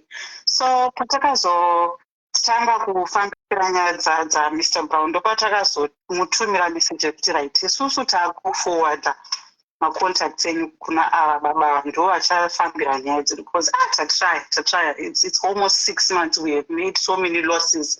Vanhu vari pastand still, hapana chiri kuitika, takamirira kuti mupinde. And takangozomentionawo Mr Brown ndo kuwanikwa kwakazoita mari yakazongouya suddenly mari iyoyo because munhu yakavhunduka kuti handisi kuda kuexposwa ndobva atotumira mari like in 24 hours. Who is the promoter munogona kutaura nezita? Pardon? Munogona kutaura nezita promoter wacho? I can't say it because munhu wacho akazoti shodi please musataure zita rangu because I don't want to show mapepa ku UK takadzosa mari ndokudzoka kwayakaita mari yese in full. Saka takatoshandisa zita raMr Brown tichiwana mari. Ndakatozoatendawo hangu Mr Brown ndikati you're too busy to attend to our message but kutomenshona zita renyu kwakatotibatsirawo to recover our monies. Zvinhu muchiri kupisa kudai zvinhu zvisati zvaenda kure because munhu anga kutya kuti ndichaflagwa ndo-blacklistwa kuma-offices because he had really stalled on our payment and takatadza kuprocessa zvinhu zvedu zvataida kuti tiite ndokuwana mari kukaita kudzosa. Saka inini in all of this that you are doing ndiri kushongodzidza kuti number one, I think attitude yemaZimbabweans ndeyekuti hatigoni kuita zvinhu very straightforward. And I don't know how it can be cleaned in our systems kuti tingoita zvinhu very straightforward. Tajaira kuti tajaira kuwana ma-gains fast. Mapromoter acho ada kuwana big profits from exploiting, individuals. Unenge watoisa mazimari in hope yekuti and unenge wapromiswa kuti no paunouya ipapo tichatokumhanyisa uko nekuko unenge uchijoinidza magig akadai and mari yako inodzoka and unotowana extra. Isusu disadvantage kuti handina tombosvika ikoko but ndikutoona kuti maartists anopromiswa the world. Wosvika ikoko wotanga kutoona kutoti hakuna zvinhu zvakadaro kutambiswa mamo wabhadhaswa mazimari, they use it for their own thing or they keep taking money to cover uko nekuko kwaanenge achiowa or whatever. But artists are not united. That's obvious, and I don't know if it can be fixed because umwe nomwe ada kupusha grind rakada kuti iyazikanwe. But I think for me, I don't know how we can remedy the situation of the Zimbabweans. Let's stop thinking that we can cut corners with these things. Because izvezvi tiri kutoti kune munhu ari kuma-home office eku-South Africa achada kuzosungwa nenyaya yekuti ari kubatsira ma-promoters kupropagata inonzi corruption. Tiri kutaura zvekuti we need to stop people who are abusing the system and in the end exploit people sexually or whatever because munenge mapinda nebackdoor, munenge mapinda unonyemerwa unogona kunzi bhadhara mari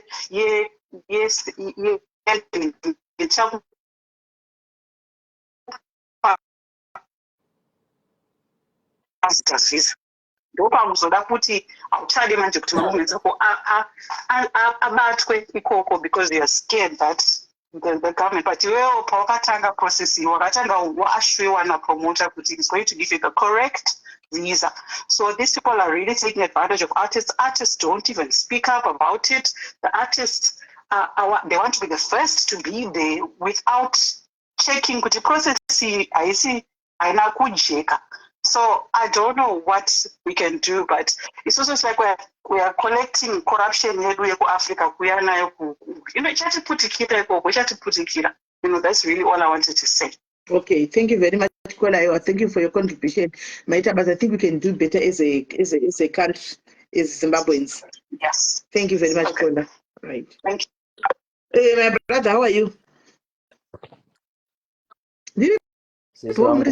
Marova, Murise. Tongoisa ukanene ngigirire ngonzi nemunhu wese iro jamba rakanaka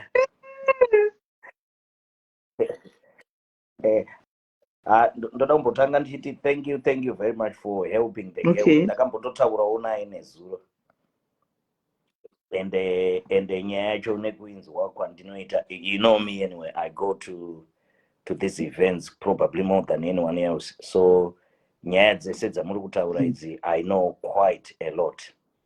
Nezvanga zvitaurwa nasisava ndiye ndichida kuti nditaure navo zvavanga vachitaura izvozvi. She is very very right. There is a lot of corruption. Nana Casey uyu wamuri kutaura isisi, I think you were not there.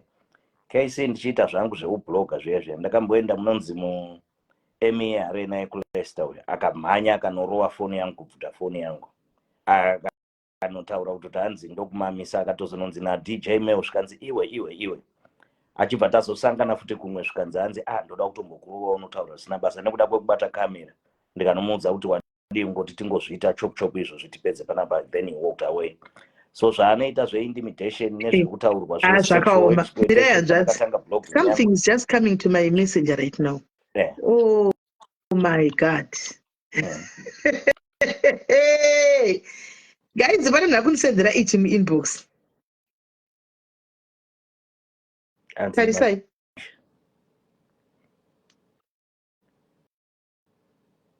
Okay, hold on.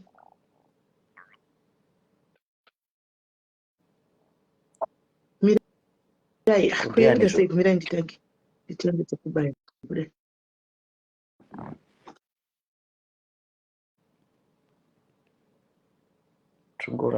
Ndiye amtaka kubuda uyu nemukadzi wake pari kunzi help us find these thieves who stole 20k from the shop. Ari kutobuda 20k from the shop, you will be rewarded 5k. Contact me, baba sama contact details. Zvakaoma. Ndekupi ikoko hameno pakaiswa ndikiri pakaiswa mapictures ake hameno nemunhu wechikadzi kuda hameno kuti ndiye mudzimai wacho, but iye ndiye uyu. Okay, muzotitumitsira uko. Sisi nyaya yamapinda nayo neyakesi ndofunga ndakambosangana nemi mukaona kuma-events uko. Nyaya yamapinda nayo ine yanga ichitaurwa nasisava. Nyaya idzi dzinoda kutaurwa nemapromota. Mapromoters, they are using KC still, but vachiziva kuti KC anoita zvinhu zvaana kutanga iko zvino. So some of them are actually involved with him. KC ndinomupa sando dzake kuti he's a very very good MC, and vashoma vanotomubhita, but pachitotapa futi vashoma vanomubhita. Ane zvipo zvake, ane chipo. Inini we have had run-ins zvakanyanya and akatombodithreatena kakanyanya. Kune vamwe ndichangovaregerera zvangu ndoziva kuti varipo vese vari kutaura vari kuteerera, ndichangovaregerera hangu pamazita avo. Ndikatombonzi kune imwe show yeY2K ndikarohwa akangosvika zvechigwara zviya ndakatofuratira ndichitaura handida hangu kutaura show yacho, but vaivapo. But chinonetsa ndechekunoti nyaya idzodzidzi mukada kudzitaura mukanoripota kana kudai takada kudzorera mukada kutaura nemapromota aipromota vanhu vacho muchivaudza, they actually want to hide this case, so they are not actually done because they are protecting vanhu vavo. Saka nyaya idzodzidzi takazongonoti nekuzonotaura nevamwe mumashure tikati vanhu vanofira mujera, what's the point, watsiregedzai tichiramba tichienda nemathreats. Vana Knox vakauya kunoku, Knox akanovharirwa uko, tikatsvaga mapromota acho, which I won't say again, vakavhara Knox avharwa. Vanga vaita sei, vanga vasukisa makadzi, saka vanga vavhara makadzi evanhu. Kune mumwe futi mashows ari kuuya, iwo mambotaura uyu wamatindudzo, mashows iko zvino akatovhara futi imwe show.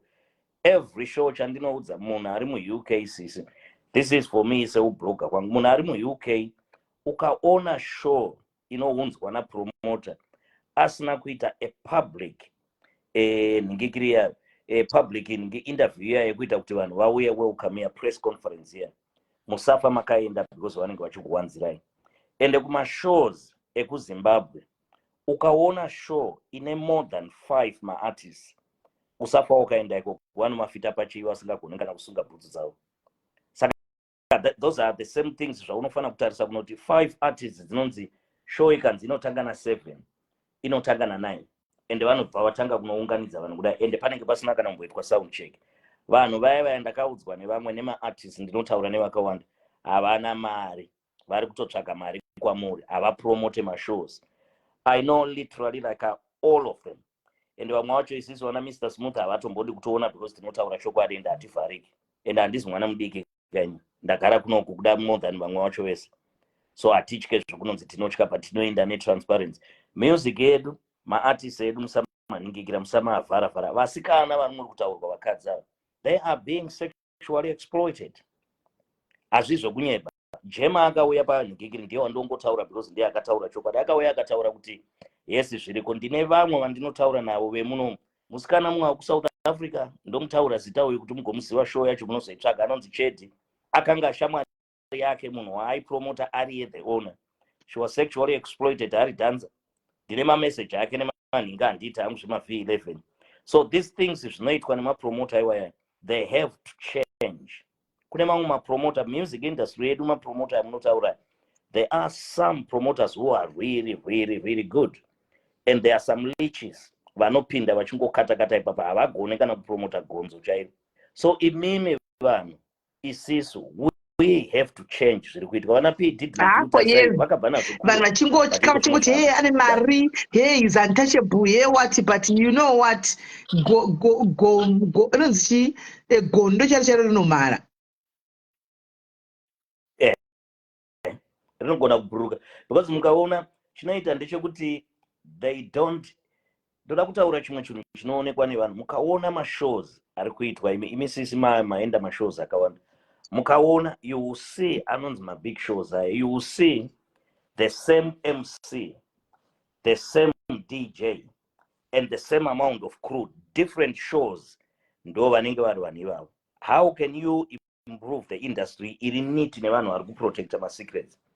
Chinhu chikaipa, they don't allow people vakaita seni nevamwe mabloggers kuuya vachitaura vachitora feedback. I get used this iko zvino ndinototorwa iko zvino ndine kumwe handichazokuudzai hangu kuseri. Ndine kumwe kwandatodeedzwa kunzi uya kuti uitirewo review yedu before nenyika dzisiri dzekuno, because they want to improve. kutondana too much kwakanyanyisa, kubirana too much, kutarisana pasi zvese. Umbavha hwacho hwanyanyisa. Hakuna kana I can count ndinotokuudzai kana muchida kuenda kushow ndotaura nemi kuseri ukuzisi kuti iyo imborekedza iyo munonosvika mukanonyura, kana ndakwati kwakana ndanyura zvedu handene Friday mati muri kuuya inini kwakana ndanyura muri kuuya nendiripo yeah, okay, saka uko tinonosangana uko zvenyindai.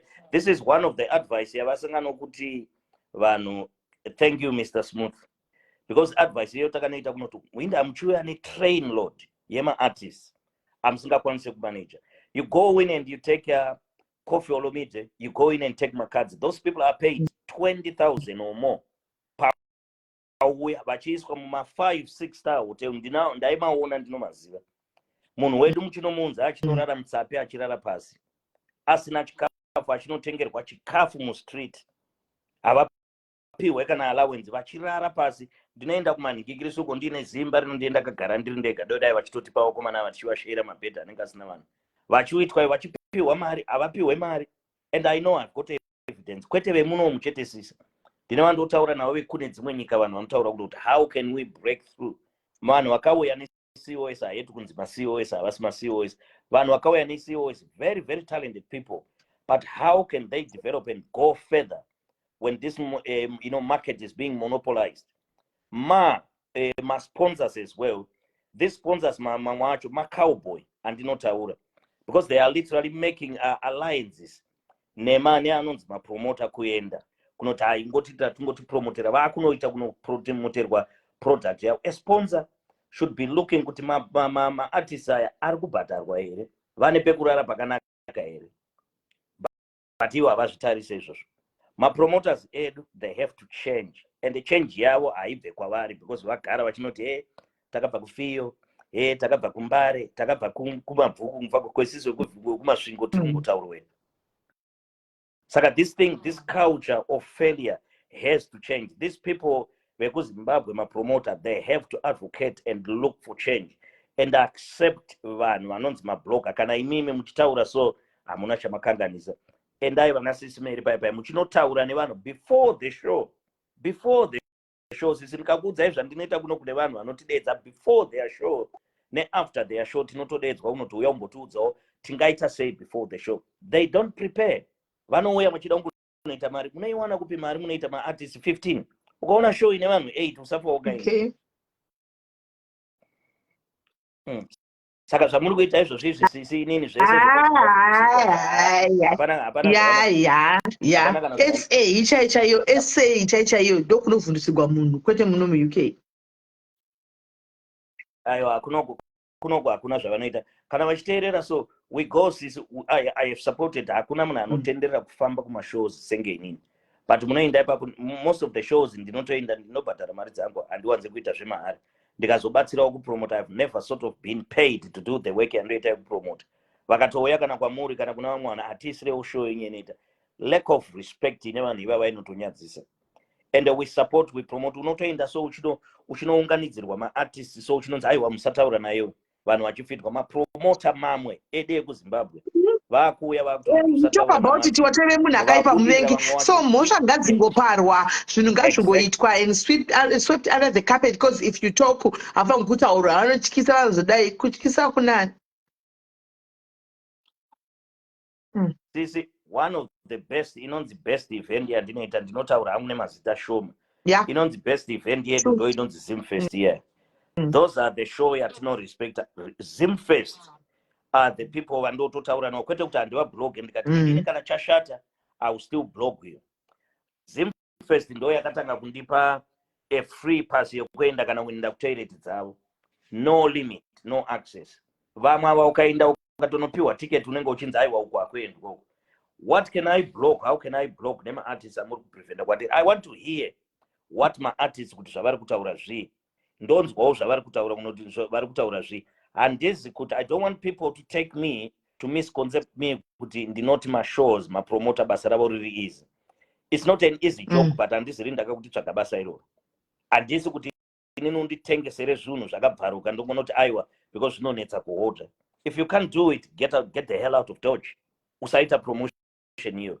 Tsvagai vanhu vashoma. Chiri kunetsa sisi ma promoters edu, they are out of touch with reality among my shows. Show yeku South Africa, show yeku Kenya, show yeku Malawi, show dzemunomu. Endai kuma events iwoyo kwete ngonomira makapfeka hetu maziso. Go and see and meet the promoters and the organizers of the show. Mova introduce kuti ndo zvatinoita.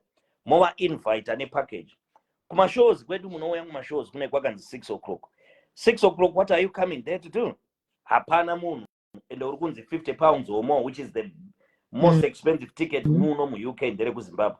Wadare ikoko kunosvika uchinotengeserwa kasadza kakaita katata, kakaita sechibhakira changu for 30 pounds. How can you actually attract people to come early?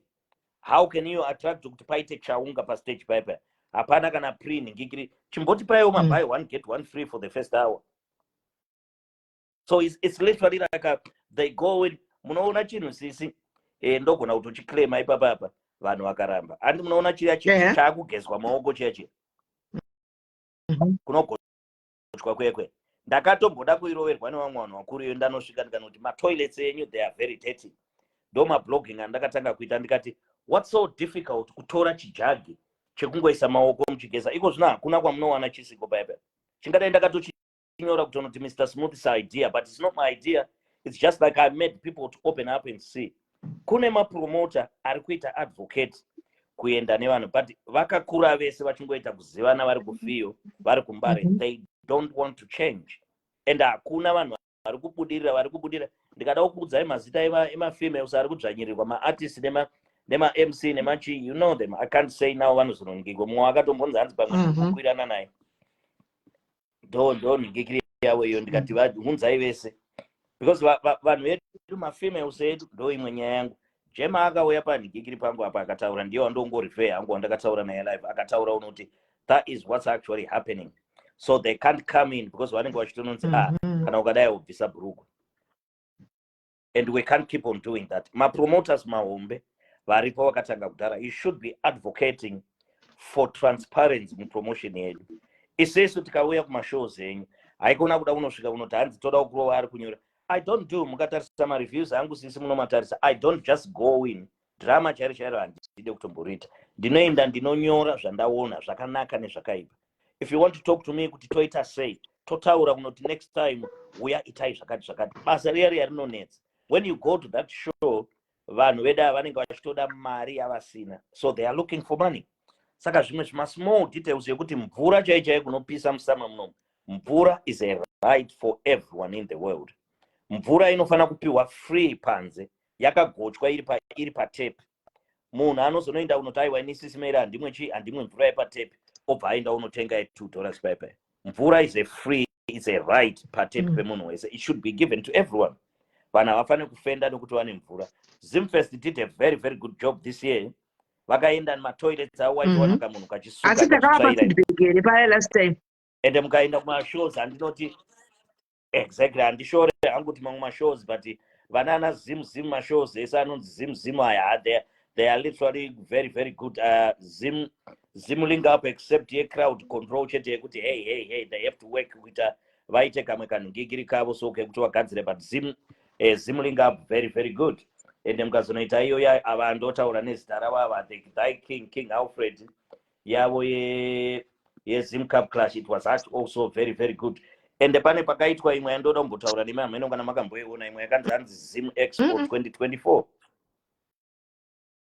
Pane imwe yakaitwa Zim Expo ikapiwa vanhu ma-awards.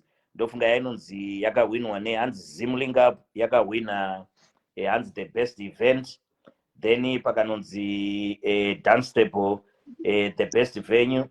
Then pakazononzi hanzi Remitly the best money sending in Zimbabwe. Ma-awards iwayo especially two aya kunonzi Dance Table the best event handina kana kupokana nayo neZim Link Up. But my problem is even though they are offered on merit, where was the voting yevanhu? And akataura kuti Remitly ndiyo the best ningigiri kwa vana Western Union vakatanga makore akatanga Remitly yakatanga muna 2022. So that is actually false information which is given tichirepresented kwa Zimbabwe ne false information.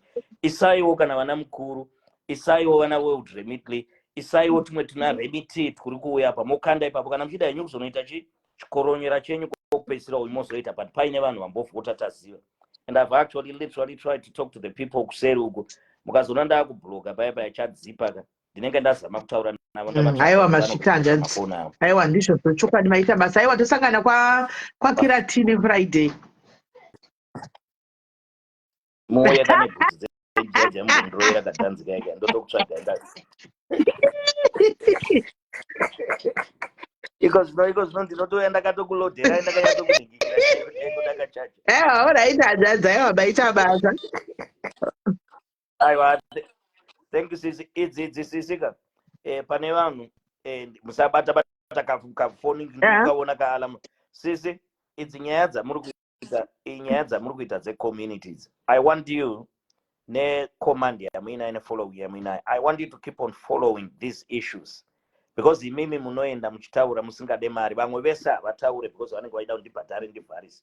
So I will actually urge you kuti mukabata nyaya dzinenge dzakadai dze-communities, please pindai because kune vamwe vanhu vasina voice, especially ma-females edu music industry edu vamwe havasi kutobudirira kuenda pamusoro because they know.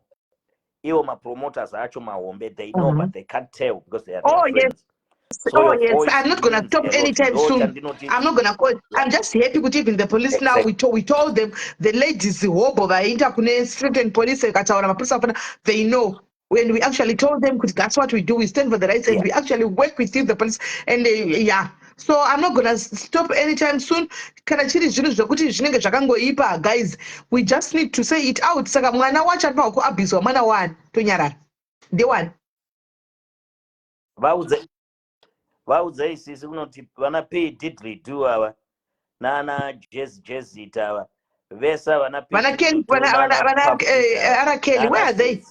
Untouchable at some point. Vese iva nana pastor wainzi pastor muhombe wokuningi vese ndiani kwasina kushungurudzwa meme vese vanana Mariah Carey nanani vese vakashungurudzwa but zvakabva rini yes iko zvino zvaakubuda unonzi 2024 uno. Saka iko zvinokuburiswa kwakatangwa kunoitwa nana Kate Williams nana Jagger right vachingodzi ava mapenzi politicians ava iko zvino munhu wese akunoti vanhu mapromoter, this is 2024. It is time for you to be transparent with people. Listen to the people. Ndisu varungu wenyu vari kukupai mari plus bhadharai ma-artists mari nemusoro. Pay these artists enough money. When the artists come here, go in and look for them for accommodation. My artist advice yamunopiwa naMartin, get paid your money in full before you come. Kana ukauya pashow, don't go uchinonzi mari tinokupa. Kana usina kupiwa mari havana mari, piwa deposit uri kumba kana uri kwauri. Half down, half before the show. And otsvagirwa munhu, kwete vamwe vanenge vachinoita vanenge vachinoti tinoda kungoti atokubatsira, tsvagai anonzi agent asinganyanye kuda mari, munomupawo mari, but asinganyanye kukara mari anenge achivharwa. Agent anokutarisirai kunoti pari kugarirwa ndepapi, imba ine mvura here, ine chi, accommodation has to be there, food has to be provided, they have to have an allowance for food and travel and transport. Kwete kubva kuZimbabwe wakuya kubikirirwa sadza nemachuru aunogara uchidya idzo dzemaartisti dzosiyirawo imi hazvadzi idzo dzemaartisti idzi namapromoters tosiyirawo imi ndimi mukuru wadzo tochikupaiwo chigaro hazvadzi mofamba nadzo idzi imini munonyatsofamba macho zese kaini muchinyatsodzitevedza isu hedu tota idzi dzecommunity idzi aiwa isisi tokupa ipapo pamaartisti apa mogara ipapo muchiona muchigadzirisa muri pamaartisti ipapapa. Aiwa, kana mangodziwana idzo sisi 079 me ndinoya ndichipinda kana mangowana dzemaartists dzinenge dzichida kutaurwa idzo dzidzi, because inadvertently tiri kuvabatsira iwo mamwe mapromoter nemumwe kunzvimbo kwandava kuenda kuno, they actually come in kuti it's actually helping them to improve, because kutaura sure some people are improving. Aiwa pakanaka. Aiwa tinochingokusapotai muri kumaartist iko muchingoita zvenyu. Isusu hedu ava vasingagoni kutaura munoziva kuti mwana musikana kana kungobigwa mari yaunenge watamburira pazimba apa kungoindipe COS racho rega kudhilivhara zvakangooma, so zvinenge zvakangooma. Aiwa kana moita tichauya kupeji kwenyu kana moita zvino motaura touyako toungana motiudza touya tozarawo ikoko tichiwaoma muchitaura dzamaartist idzi nedzemashoo idzo. Aiwa handinokuudzai kandava kunonzi sisi ndoda kuinvita ika kuna yandakainvite kwaye St Vincent Independence Party ndomboronyaya inokuwana ipapo. Aiwa ndichakuudza ino iri kuitirwa kunoku kuLondon, saka ndichakupai madetails acho patinosangana ndokupai madetails acho ndouya ndombono. Aiwa ndediniko oraita hadzangu maita basa wena. Okay. I appreciate kundiunza papage pangu. Vanhu maita bese panapa muchida kutaura nyaya dzenyu musambotya kuenda kuna SIS MELLY, dzinobuda panapa, and don't be feared by anyone uri kuUK. Kune mitemo inoprotecta vanhu. Iye munhu uya wanga achitaura kana ari panapa wamanga anga achitaura yekuti akabirwa mari uyoyo, mari yekunzi maloya inonetsa. Ndoda kuti aende kwaanogara, aende panonzi paCouncil anonobvunza, onobvunza paCouncil, anobvunza vanonzi veCitizens Advice Bureau, anopiwa maloya utaura nyaya yake anobatsirwa mari. Right, maita basa dzadzi yangu muve neusiku hwakanaka. All right. Thank you. All right. Okay. All right guys. Guys, tataura zvakwana chegai ndinde. Pane vandaona mucomment section vangu vachiti SIS MELLY kwaenda swaga tawaguhwa rekuikwaya unoda kuinga kudi haiwa swaga harisi tombori guhwa riya adondiudza feya ndikada kuti uya nakakumirira haana kutomboita zveguhwa zvokutono zvemakuhwa emainbox izvo no. Hello, ndiri palive. Okay sha haana kutomboita zvekuhwa zviya guys, plus zviyedzongoti kwaheye muri vanhu padai imi guys, saka vanhu vanofanirwa kungofamba muchingotyiswa muchingotya muchingo muchagara makangoexploitwa muchingotsikirirwa pasi muchingotyiswa muchingoti tinotya tozonzi ye munhu akazo dai munhu akazo hei tozotya ini titoripo ngauye akamumirira asi uye wakasimba wakanyatsokusimba chaiko, because papere mushi ndivingwe zvokumhanya shamwari, handisi type inongovingwa zvokumhanya saizvozvo. Right, muzodzoka SIS MELLY. Ndaona tendesi ini ndakatomira ine nditoripo ndatomudzwa ndakatomirira uya utononoka this time pamukadi yatosvika ka4 tatobaya malife kudhara hasati zvokuti kwaheye kune zvikwada zvitimu zvine chichi pamunenge muchisvika papai moziva kuti muri kusvikira mumwe munhu wamusingatozivi, motosvika zvakangwara zvine ungwari, because munhu wacho wamuri kusvikira hapana kutomira mushe zvakare, hapana kutomira mushe. Munhu wacho wamukutosvikira hapana kutomira mushe, pane pasina kutomira mushe. Izvozvi nditobva panapa ndinotomboenda kutombonozvibika guys, nandaisa zvinhu zvangu zviri kukwata kuseriko ndipondoro kuitira kuti kana zviri spiritual tosangana ikweyo, kana zviri spiritual tosangana ikweyo, kana pari panyama tosangana panyama guys. Muruti kudi kwedu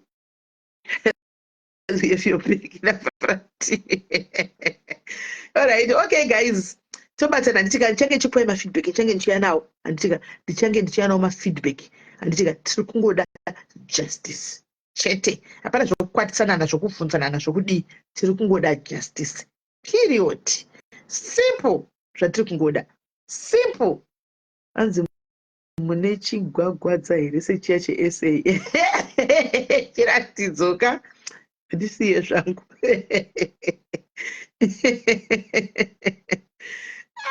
iwe unanditaura zvinhu zvakawanda. Dai chiratidzo watineiko kudaro.